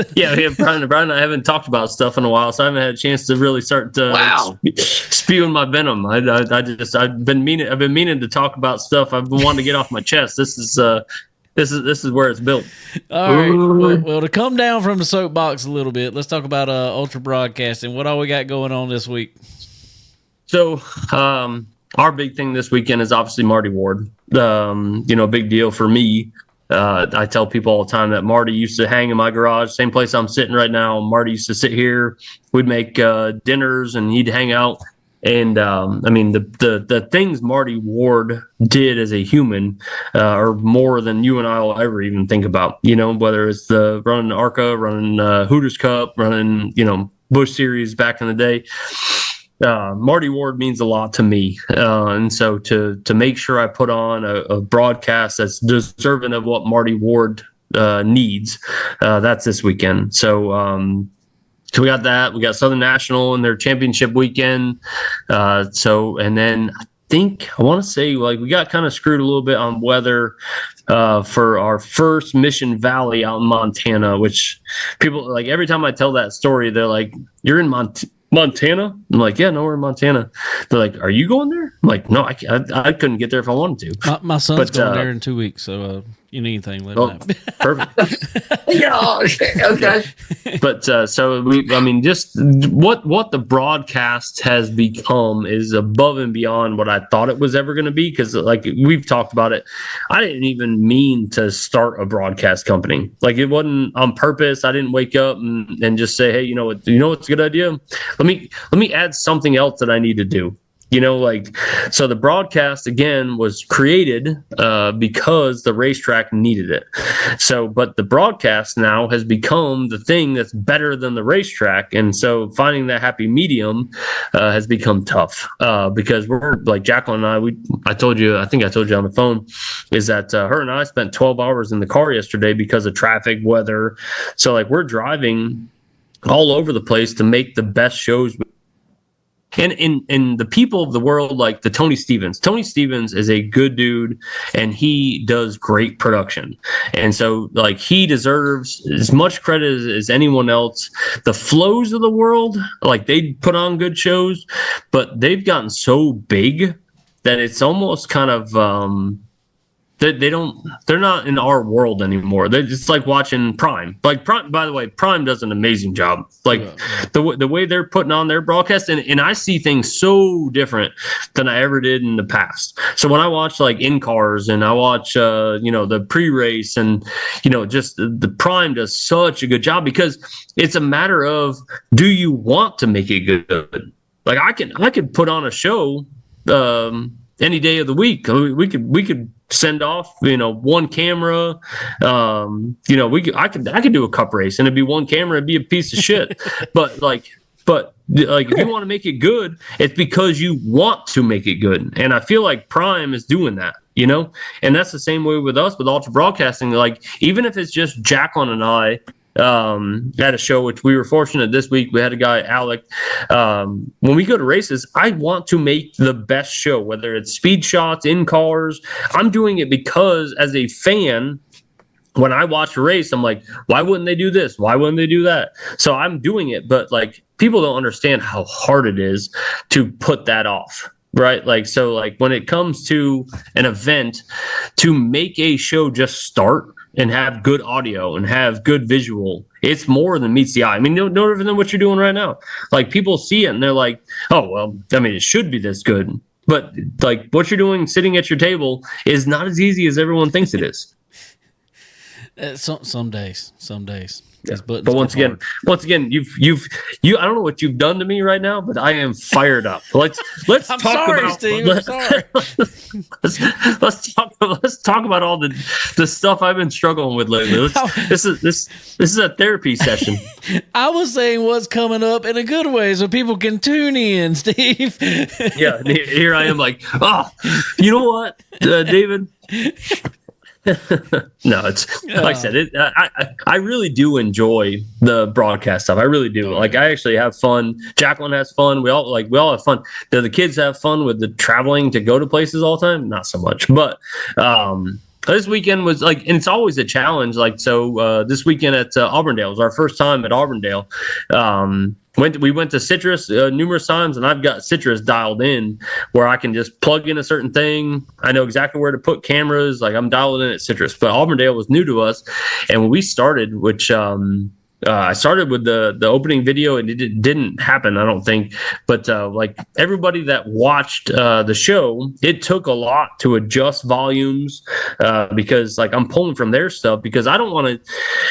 I've learned, myself included, at the racetrack, I don't want to go to someone's house and start messing with, like, oh, can I turn your gain up? Can I turn your gain down? Let me like, I don't want to mess with your shit. Like, you already had it dialed in, so I'm not going to screw with yours. I just need your audio, and then I'm going to try to make the best of what you gave me, better. And it takes a lot. I mean, David, you'll tell, you can attest to this, is that you can't just take someone's audio and start screwing with gain and highs and lows. Like, it's more than meets the eye. Oh yes, tons. Yep. That is my life, messing with sound all the time. So no, you can't. That's how you make a lot of people in the stands really mad real quick. Yeah. But also, like I said, I'm not gonna go to your studio. If you called me and said, "Hey, I'm not going to be able to be there. Can you do Chicken Bone Alley?" And I'd say, yeah, I'll be there. But I'm not going to start like, oh, I think this needs to be higher and this needs to be lower. You've done it long enough. I ain't going to touch your stuff. So when I go to racetracks, it's so hard to not mess with their stuff to make my stuff better, because theirs has been working.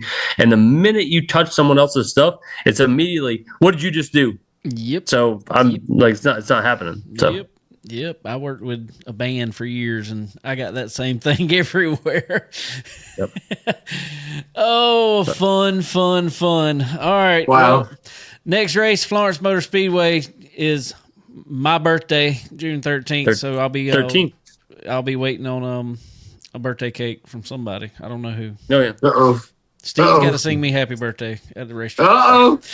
Mr. President. But I do appreciate everything you guys have done, and I wasn't trying to get all high on my horse and start venting, but I do Anytime, appreciate everything you guys do. I appreciate all the fans do, the racers do, and I guess end of the day, when this is all said and done, man, just appreciate what we all have. Because you were there, David, when I said in the drivers' meeting, man, we keep losing the Strubers, we keep losing the William Haneys, and we all forget that like we don't have to be racing, but we're fortunate to be able to wake up and be racers. Exactly. I mean, I try to sell that to my son. Like I tell him, man, you're doing things that people dream to do, and you forget that until it's gone. So I think end of the day, just everybody be appreciative of any racetrack. And again, I'm not selling Florence. I'm selling Dillon. I'm selling anything up north. The Shangri-La is I don't know much dirt track up there, but I'm selling everything from east to west, north to south. Like, I mean, we gotta love Montana. Racing. Oh yeah, Mission Valley. Yep. So there you go. There you go. All right. Yep. So, like I said, we just gotta love racing, and if we don't love it, then what is it? My old man used to say, "Shit or get off the pot." So there you go. Shit or get. That's it, baby. I want to hear Steve's take on the All-Star race, Dave. He's fired up, man. Let's talk about Dover. Yeah. He said go back a couple weeks. Golly, I don't know if we want to go back that far. I forgot this week, let alone a couple weeks. I couldn't stay awake to finish watching this week's. I will say I'm gonna finish on this, and this will be my kind of final statement, is that for those that have ever had a question about Kyle Busch, always understand he was probably the greatest person that you'll never understand. And so please don't ever get online. Let his family survive for a little while. But when it's all said and done, support Brexton, support Samantha. They were better than you saw on TV. Like, he was fun on television. Like, he was fun to watch smash a guitar in 2009. That's right. He was fun to kind of talk smack to Keselowski. He was fun for all that. But as a actual human being, because that's the thing I think we all lose track of, even the Dale Earnhardt Juniors. Like, we lose track that we're all human beings. They're not just people that we see on TV, and you just assume they're the next Power Rangers, or they're they're just larger characters. than life. Yeah, they're actual people. Yep. And Kyle Busch, by far, we became friends with him and family because of Owens Racing and the Bandoleros. At the same time, Brexton was.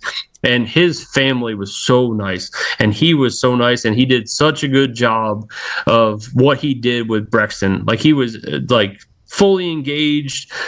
He made sure he was on the radio, but when he was in the spotter stand at Florence, if someone wanted to sign an autograph or wanted an autograph, he'd stop and sign it. He wasn't happy about it. You could see it in his face, but he never quit on it, So, yep. But I guess at the end of the day, right now, I think we're all in the same place. Is just support the Busch family, because that is a surprise. None of them, the Strubers, like Scarpelli, when he passed away, we kind of knew it was coming. But like the Strubers of the world, the Haneys of the world, the Bushes of the world, when it surprises you like that, that's tough. It's tough to take, And I know, like I said, I cried like a baby the other day watching the All-Star race. During that process. But I just think we all have to stand behind each other as racers, and just be able to stand and say, you know what, that's not a famous person, that's a family, that's a person. Like, they're people. So 100% with you there, boss. Hey, if you want me to, you want me to keep going, David? I got more. I mean, whatever you feel like. No, I think I'm done. I gotta go with the dog. I don't know. I gotta go with the dog. The dog's waiting on me. Go let him out. All right, man. Well, we appreciate you. Hope everybody tunes into Ultra Broadcasting this week. Watch all the product that is on there, because I promise you, it is a lot of time spent in it, because it's good stuff. Good stuff. Yeah, thank you, guys. Also, real quick before you go, If anybody else wants to get in on a lap, where can they go to do that? So I got it on the website, Florence Motor Speedway, fmspeedway.com, and there's a lap sponsored tab at the top. So you're more welcome to go in there. And again, all proceeds 100% goes to the racer. And I think that's the big thing everyone needs to understand is like every dollar you put in, and I'm going to do the best I can. Like I'm putting out, we have over 30,000 followers on Facebook, and I think it's 10,000 on Instagram. So like anything we're doing, putting you out there to the world is still publicity. So any publicity is good publicity, but at the same time, during the event, which is going to be a challenge for me, but every lap, like your logo will come up and your name will come up. Wow. But again, you're giving money to a racer. So awesome. Yeah. Well, we appreciate Good you, calls. man. Appreciate you jumping on with us, and we will be talking with you soon, man. All right, guys. Have a good night. Thank you, guys. Thank you. All right, ladies and gentlemen, and with that, we are going to have a word from our sponsors real quick. Rev up your engines with Pro Fabrication Headers and Exhaust, the ultimate powerhouse in motorsports performance. From the dirt tracks to the high banks of Bristol, ProFab is the go-to experts for custom racing, exhaust systems, and headers. Whether you're dominating in dirt late models, UMP modifieds, or midget racing, our precision TIG welded headers are built to your exact specs. ProFab collaborates with top engine builders to optimize dyno results, ensuring maximum power, perfect chassis fit, and unbeatable repeatability. Proudly supplying NASCAR, IndyCar, IMSA, and late model teams, ProFab's lightweight titanium and stainless options shave those much needed tenths off your lap times. With state-of-the-art tech and components like anti-reversion mufflers and custom collectors, ProFab delivers the edge you need to cross the finish line first. Choose ProFabrication Headers and Exhaust. Quality that wins. Visit profabrication.com.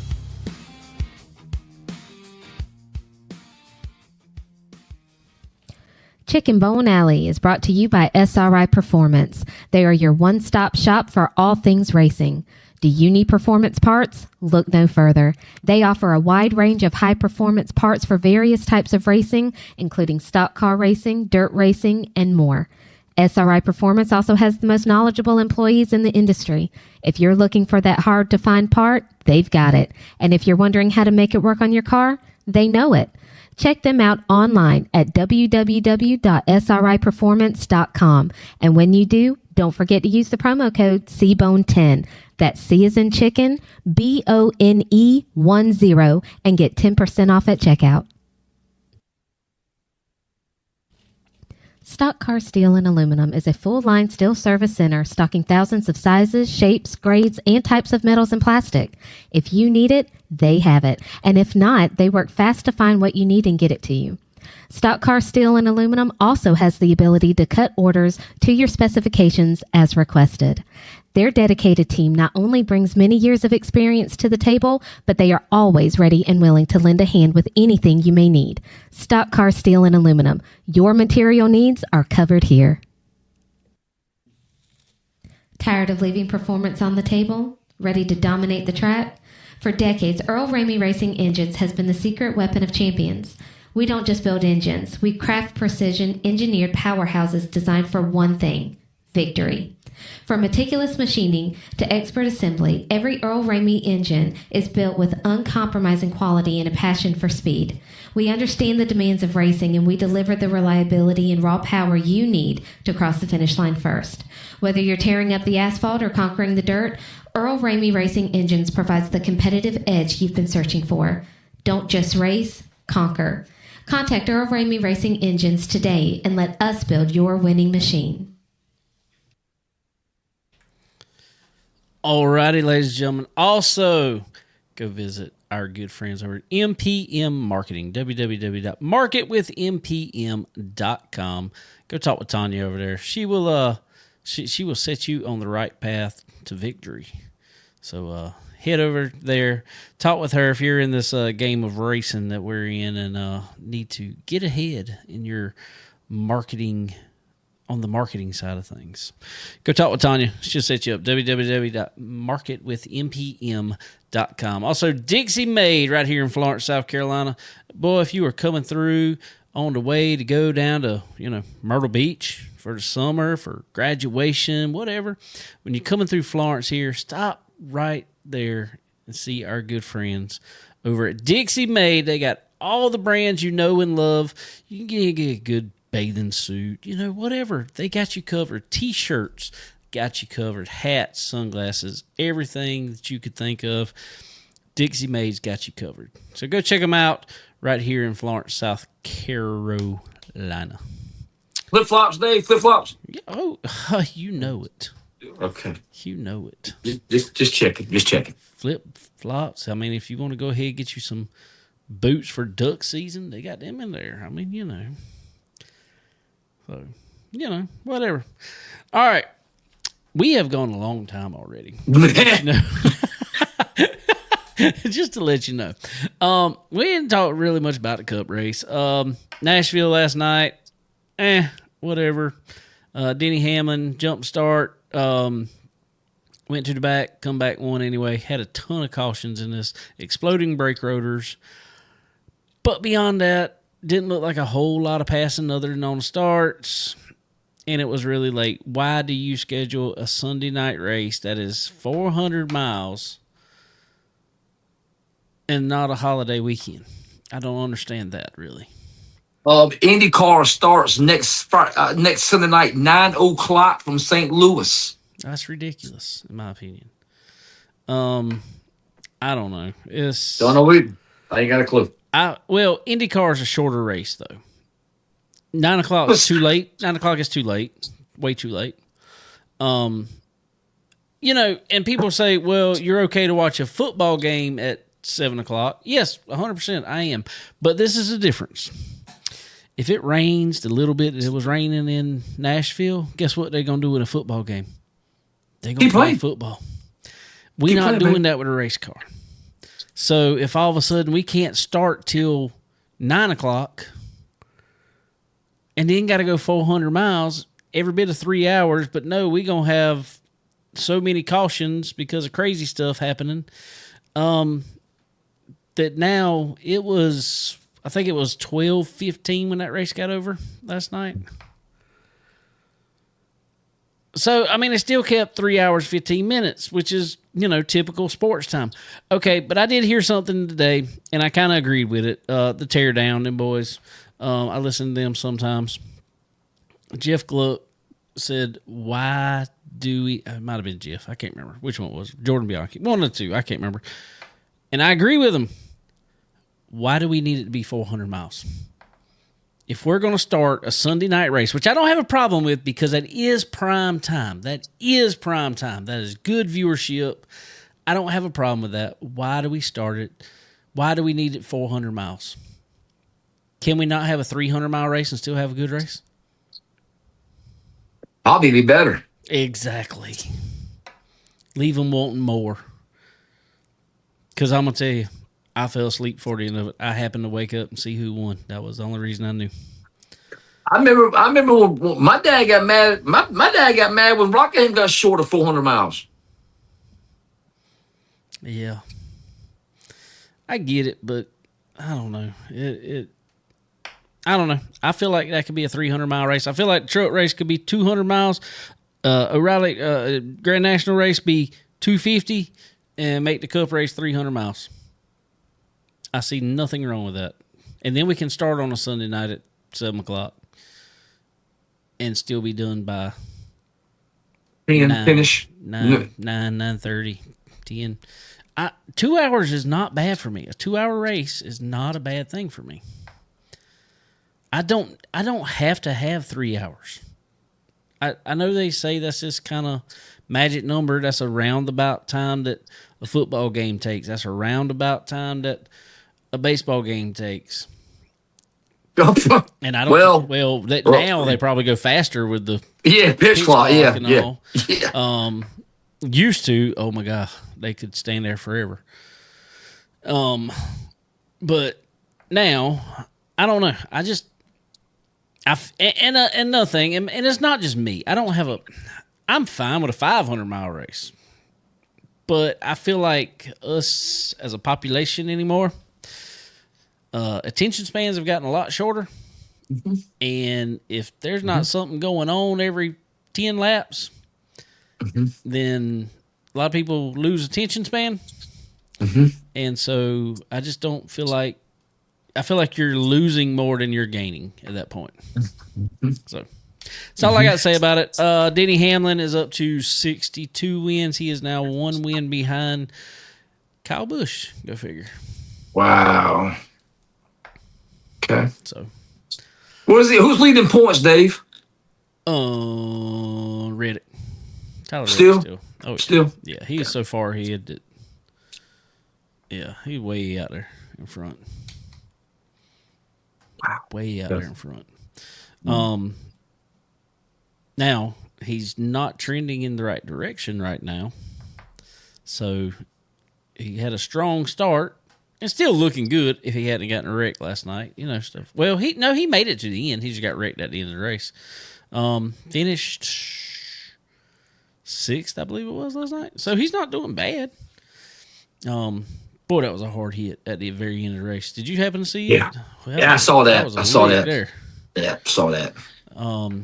AJ Yeah. took a lick too when that brake rotor come apart entering that corner. Yeah. Ooh, that was a lick. Yeah. Weird though. Those brake rotors that was weird. I guess they were getting hot, Dave. Well, they were saying they're hot, but they say they're cooling too fast, and it was basically like shattering them. Oh, wow. Okay. They said it wasn't really the hot that was bothering them because they could withstand the sustained heat. They said it was how fast they were cooling down. Wow. Wow. I seen like hot metal, you put it in cold water or something, it'll Oh yeah, it'll shatter crack. like glass. Yeah, I mean, if it's the right, it'll crack. yeah, definitely yeah, crack. Yeah. So anyway, Wow. all right, we go into. I know you got a notebook full over there, Dave, we ain't got to go through all but this, I ain't bro. saying we got to go through all of it. But give us some highlights because I want to give everybody a little bit of what it tastes to come on Ripping the Lip this week. Okay. Dave, okay, first off, we talked about this, the glacier over the state of Ohio, thousands of millions of years ago, whatever. Yep. The dirt in Ohio's where the money is. Ohio is where the money is, but I don't believe not one truck in Ohio owns a water truck. I don't believe not one of them owns a water It just truck. don't. It's like Steve was just talking about. It is a dirt that don't hold it. I didn't see a water truck at Mansfield, bro. No, it was there. It was there. I promise you, it was there. It just don't hold it. When you have a chassis builder / team owner and another chassis owner / team owner out there helping grade the track, Dave, where are we at in this world, bro? Where are we at in this world, Dave? Well, when Mark Richards and Eric Wells says, let me show you how y'all do this. Well, And now, they in their defense a little bit, was that the first late model race back there? No, first late model race. I think they had one like Iron Man. They had an Iron Did Man. they have it? Yeah, they had it. I think Kyle Moore won. Kyle Moore I won. mean, a lot less cars. Probably was cooler out then. Yeah. So, hey, Matt Tiff, dirt racer. Okay, we'll say he's a dirt racer. He wasn't a dirt racer though. He don't, and yes, he has surrounded himself with great people. I don't think. Yeah. I 100% believe he has. Yes. But they're going to have some learning. They're going to have some learning pains. Well, Dave, it's not just Mansfield. It's Atomic. Oh yeah, It's Wayne County. The Wednesday before, bruh, you couldn't see 3 and 4. You're right. It's not just Mansfield. It's just every track in Ohio. And I'm gonna tell you, and they can say what they want. Why does everybody think that Tony Stewart is out working on Eldora as much as he does between everything? And it's for that reason. Because those tracks dry out so fast. So fast. Something about the dirt. I mean, you have to talk to your buddy about that one, but but it's something about it, but they dry out so fast. Man. So I mean, it's freaking, oh my God, it's bad. It's awful. And like I said, that video I posted up on Facebook and Twitter, man, look, I will put I'll put our dirt tracks down here to any track in Ohio. I can That's just the way it is. I can see that. I got a question. I do want to touch on this, and I know this isn't super late model stuff, but this was a crate deal. But regardless of who it was, I could care less. Who was it? Chase Holland. Oh, Chase Holland. Chase Holland wins the what series was that? American Crate Racer. American Crate Racer at what's the name of the track? Kennendale. Kennendale. That's what I was getting at. Track workers, as he's in victory lane, track workers tell his crew or family. No, actually, it wasn't. But it wasn't even crew. I saw the pictures. It was like his wife, girlfriend, whatever. I think his mama or something. Mama. Yeah, and there was one guy standing there. Might have been a crew member. Probably the only crew member he had with him. Probably so. They come across the track, took pictures in victory lane, left. They gave him the victory. Blah blah blah. All of a sudden, after the fact, they say he is disqualified because it is an American Crate whatever rule that no crew comes on the track at any time. Okay. Not just that, Dave. Not just that. Let me put some more emphasis on this. What you just said. All right. Not only after the race, Dave. I'm talking about after the race, when all the races were gone. I'm talking about when everybody left the racetrack. Yeah. This now is dumb, in my opinion. Dumb with a capital DUMB. Track owner gets on social media today. I think it was. Was it today? And he flat out apologized to him. Said he would love to pay him for the win. Wouldn't care. He reached out to the promoter for the American Crate, and ended up having a few choice words for him, is what he said. Because basically what he does, he gives them the entire purse money, then they're responsible for distributing it out. And it doesn't sound like they left on with giving Christmas cards to each other this year. No, not at all, Dave. And the Kennendale guy, the owner said, "Look, I guess they have like a pedestrian walkway. Yeah, to go. Yeah. They encourage it. Yeah, they said they let all the fans down there to take pictures with them. Yes, they encourage it, and they said nobody told us nobody go across the way. If we knew that, would nobody go across that racetrack? But it's in our honorable book that we let fans come across the racetrack after the races to meet and greet and all that stuff. Would you race in that series, bro? No, not after that. No. But I love the way Chase Holland dealt with it. He has not said a single word about it. He just went on like he's got the win. Because guess what? He did. He got his picture in victory lane. He got the win. I can promise. I'd be more than. I get why they say, because I understand it, because people can do stuff to the car while it's in victory lane. Blah blah blah blah blah. I can bet you a pretty good penny. I don't think nothing was done with that car in victory lane. Please, what are you gonna do to the car in victory lane, Dave? You got 50,000 people around. What are you gonna do to the car? I mean, that's always if it's such a big deal, let them come take the pictures. Have a tech official at the car the whole time. There you go. How hard is that? Not that hard, Dave. Not that hard. But I need Steve Zacharias on there for this. Where's he at? But let me tell you something. Do you know somewhere else that is a thing?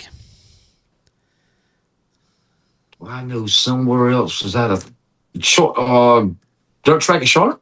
Asphalt track. It's an asphalt track. Oh, asphalt tracks. What do you mean? Big race, though. Big race. It is a thing that the crew does not come out and get anywhere close to the car. Snowball derby. Snowball derby. Because they go straight to the tech shed. Yep. Well, they bring it up there on the front stretch. the driver gets out. They pat the driver down, which looks terrible to me. They wand them. I did not know that. Oh yes, they wand them right there on the front straightaway. It is a terrible look, in my opinion. Now, knowing some things I've learned over the past few years, I understand why, but it's a terrible look.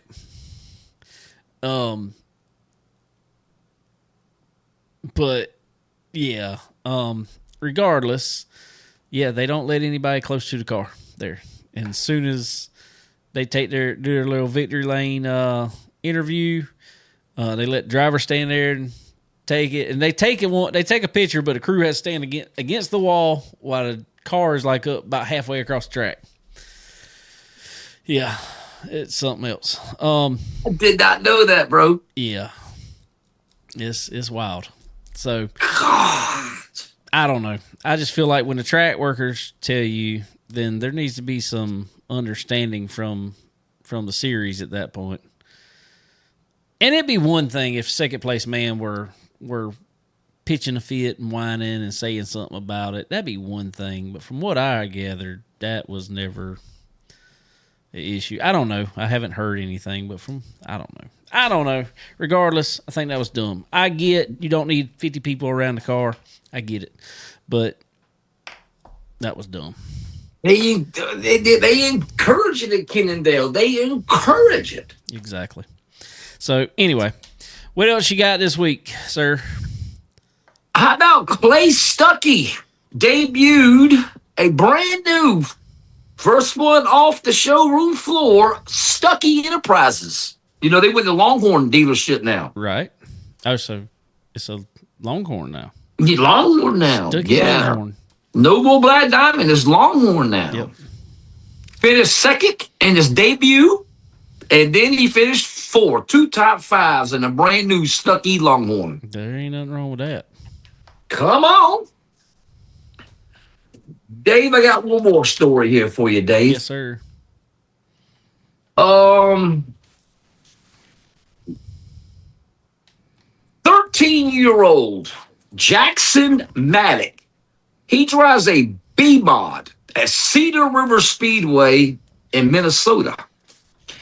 Dave, Saturday, they have a river that runs right behind the turns 3 and 4. Yeah. You saw that? Yes, sir. Go ahead and tell it, though.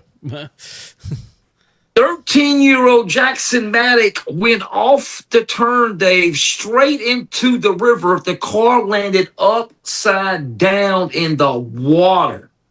Yeah. They had crew guys, emergency guys. I mean, thank God they got him unstrapped and out that race car. That could have been bad, man. Yep. Really bad. Oh, could you imagine just the feeling of being in a race car strapped in with your helmet on upside down in water? I'm going to tell you what. I'd be figuring, and he probably was. That's one of them times it's like I'm figuring a way out real quick. I would panic. I'm like, oh my God, I can't get my. I was so panicked. I would panic. That's what gets you hurt. And I realize there's a lot of cup drivers run them now, and I run them too. But there's a lot of older guys that don't like them. I run the cam lock belts myself. One flick, you're out. All of them are out. It's very seldom going to hang up. But that's one reason why. If anything ever happens, I want a quick exit. Amen. Amen.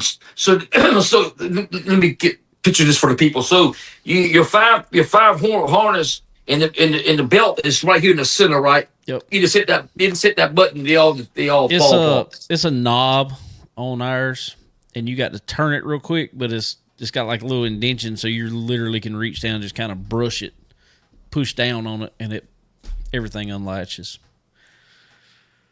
Is that Hooker? Who was that? There's a pile of different brands now. Everybody. Everybody's got one. Also give them a shout out. I didn't know it was a bunch of them. Yeah, there's pretty much everybody that makes belts now has their own version of a cam lock now. So that there's some people don't like them, and some people, and I will say I've seen it happen. but I've seen it happen with the other belts too. Some people don't like them because they say you can hit them and they come undone. Well, I've seen it happen with any of them. I've seen it happen because the old latch and link that you flipped over. I've seen many people go to move their arm or something, and their glove catch it and pop it right out. I've seen that happen. That's what happened to Dinger at Indy. Remember that? Yep. He had to come in because the belts come loose. Yep. 200-something miles an hour. Yeah. Yeah. So it can happen to any of them. Hopefully it don't. Typically, we don't see much of it. The only one I can ever say that we've seen happen with something and I still never heard was the one at the Chili Bowl was what was that boy's name? Was it Ashton something? I can't remember. Can't remember his name either. But anyway, that's the only one I can remember happening. It dumped him out on his head. Fortunately, he was all good. He was fine. Yep. That happened this past year. No, that was a couple years ago. 2 years ago. Yeah, 2 years ago. Or was it more than that? I got the most hate I've ever gotten on this show because of that. What happened? Because I waited till well after they said he was good and everything, after he done had an interview and all that stuff. And I put a picture, and it was somebody had got a picture of him coming down out the car. Mm-hmm. And I said, this is why it's so important to have good safety equipment, good helmet, good, suit, everything else, because who knows what can happen. Oh, boy, I got the most hate for having that picture. I remember that. Yeah, I'm like, I sure do. Really? Yeah. The people, they are such armchair. But don't. I don't want to be like Steve right now. But anyway, anything else, or what you got coming up on Ripping the Lip this week? Oh, I got more notes, babe. I got way more notes, Dave. Oh my God. Peoria shutting down. Peoria. They just had a doggone Mars race. Wow. Peoria shutting down. Spoon River shut down. They really didn't shut down. Spoon River sent everyone home Saturday night because they had such a low car count. I saw that. So I guess Illinois is struggling like we are nowadays. It's everybody. It's everywhere. It's everywhere. It's not just affecting asphalt. It's affecting dirt too. And unfortunately, there's certain areas that, obviously every area is going to have a high amount of this driver, going to have low amount here, not many race cars here, but it's affecting everybody. It's, I think it's, I don't think it's a racetrack thing. It's like I told Steve, I don't think it's a racetrack thing at all. I just think it's a economy thing right now. Right, I go along with that. I think you're right.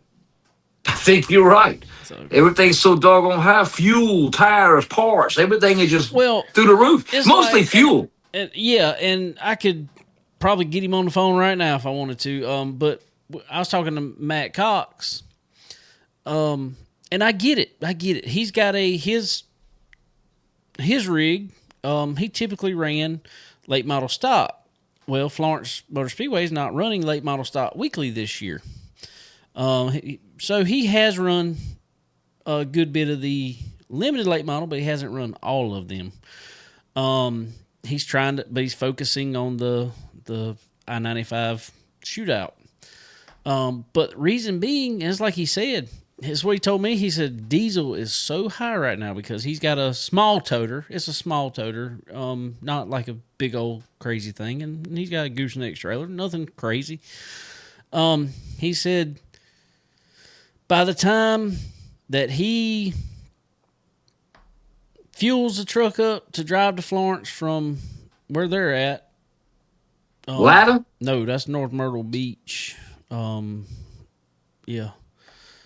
So by the time he comes from there to Florence, goes back, buys tires, buys fuel, pit passes, stuff like that, he's probably spent more than he can possibly win with the price of fuel right now. And so that stinks. That's why start money is so important right now, Dave. It is, but like Steve said, how do you get it?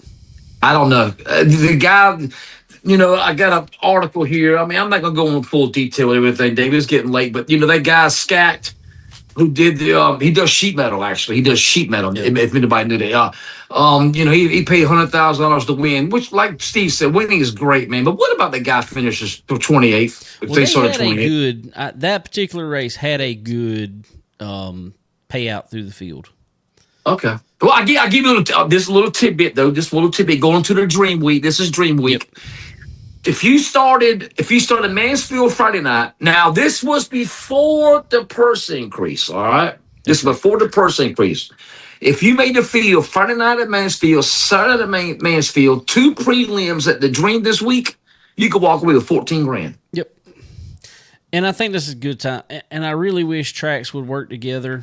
And I think they're doing it up there just because everybody knows. I don't know if it's typically necessarily the tracks working together or if it's just a common sense thing. Because a lot of those teams are not out of Ohio.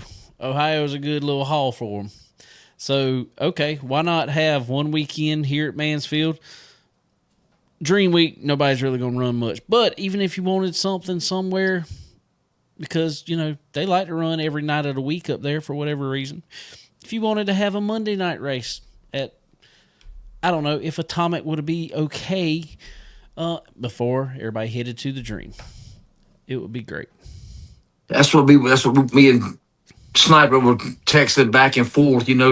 I think Mansfield, which was pretty actually Saturday night, was actually a doggone good show. It really was a good race. This race got to be moved. Why? Where's it got to be moved to? Oh no, I'm not talking about the date. No, Right. keep it in Mansfield. Just got to move the date. Date-wise does it need to be moved to? It needs to be away from Dream Week? Yeah, everybody's Dave. 5,700 to start. They should have been 100 cars here, bro. And that's what stinks is what I feel like they were doing was trying to make it more economical for the teams to come up there, run that race, and then turn around. They don't have to drive all the way back home. And because you were at Wayne County that Tuesday night, Wednesday night, whatever it was. Right. Yeah. Right. Because it should be 100 cars at Mansfield, bro. It should be 100. Let's just use give me somebody that's from around here, this area, running supers. Not this area. Ben Watkins. Ben Watkins. Okay, let's use Ben Watkins for example. If Ben Watkins left here, went up to Ohio to Mansfield, that's I think last time I drove it, that's 10-hour drive pretty much. Yeah. And when you paying for diesel fuel to go in the rig, that's a whole lot of fuel. Promise you. They dropped a grand every bit of to fill that thing up right now. To go one way. Man, why not have some more stuff up there in 1 week where he can make the money back in 1 week to then come back home? From a Thursday to a Sunday after, a whole week in between, then the following Sunday after the Dream, come back. I don't know. I feel like you could make it almost like a North Carolina. You know how to do North Carolina Speed Week? Yeah. I mean, yeah, that crate stuff. Yeah, all week. I'm just saying.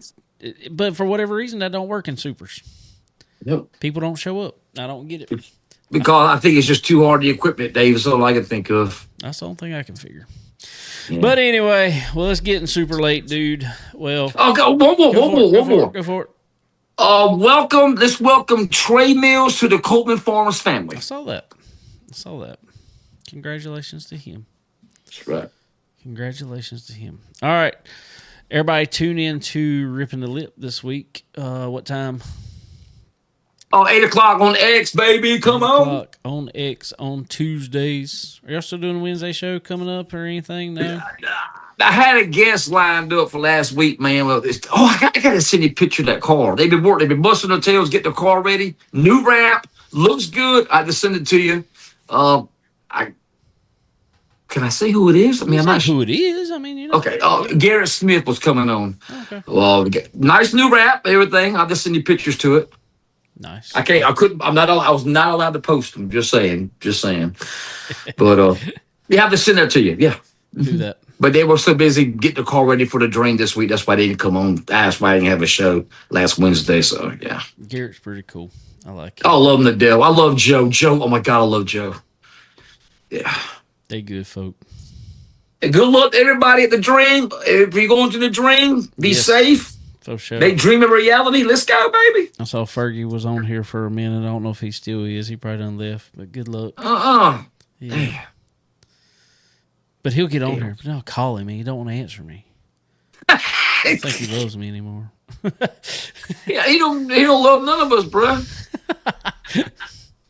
Did I tell you what they told me at Sonoya, Dave? No, what'd he do? Yeah, I need to change the spelling of my name to Jacin to match racing. Yeah. He would. Yeah. Yeah. Tell him we're going to change his to Fergusin.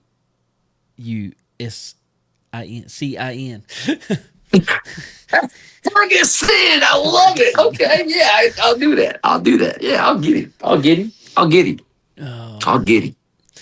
But anyway, all right, man. Well, we sure appreciate you and appreciate everybody listening tonight.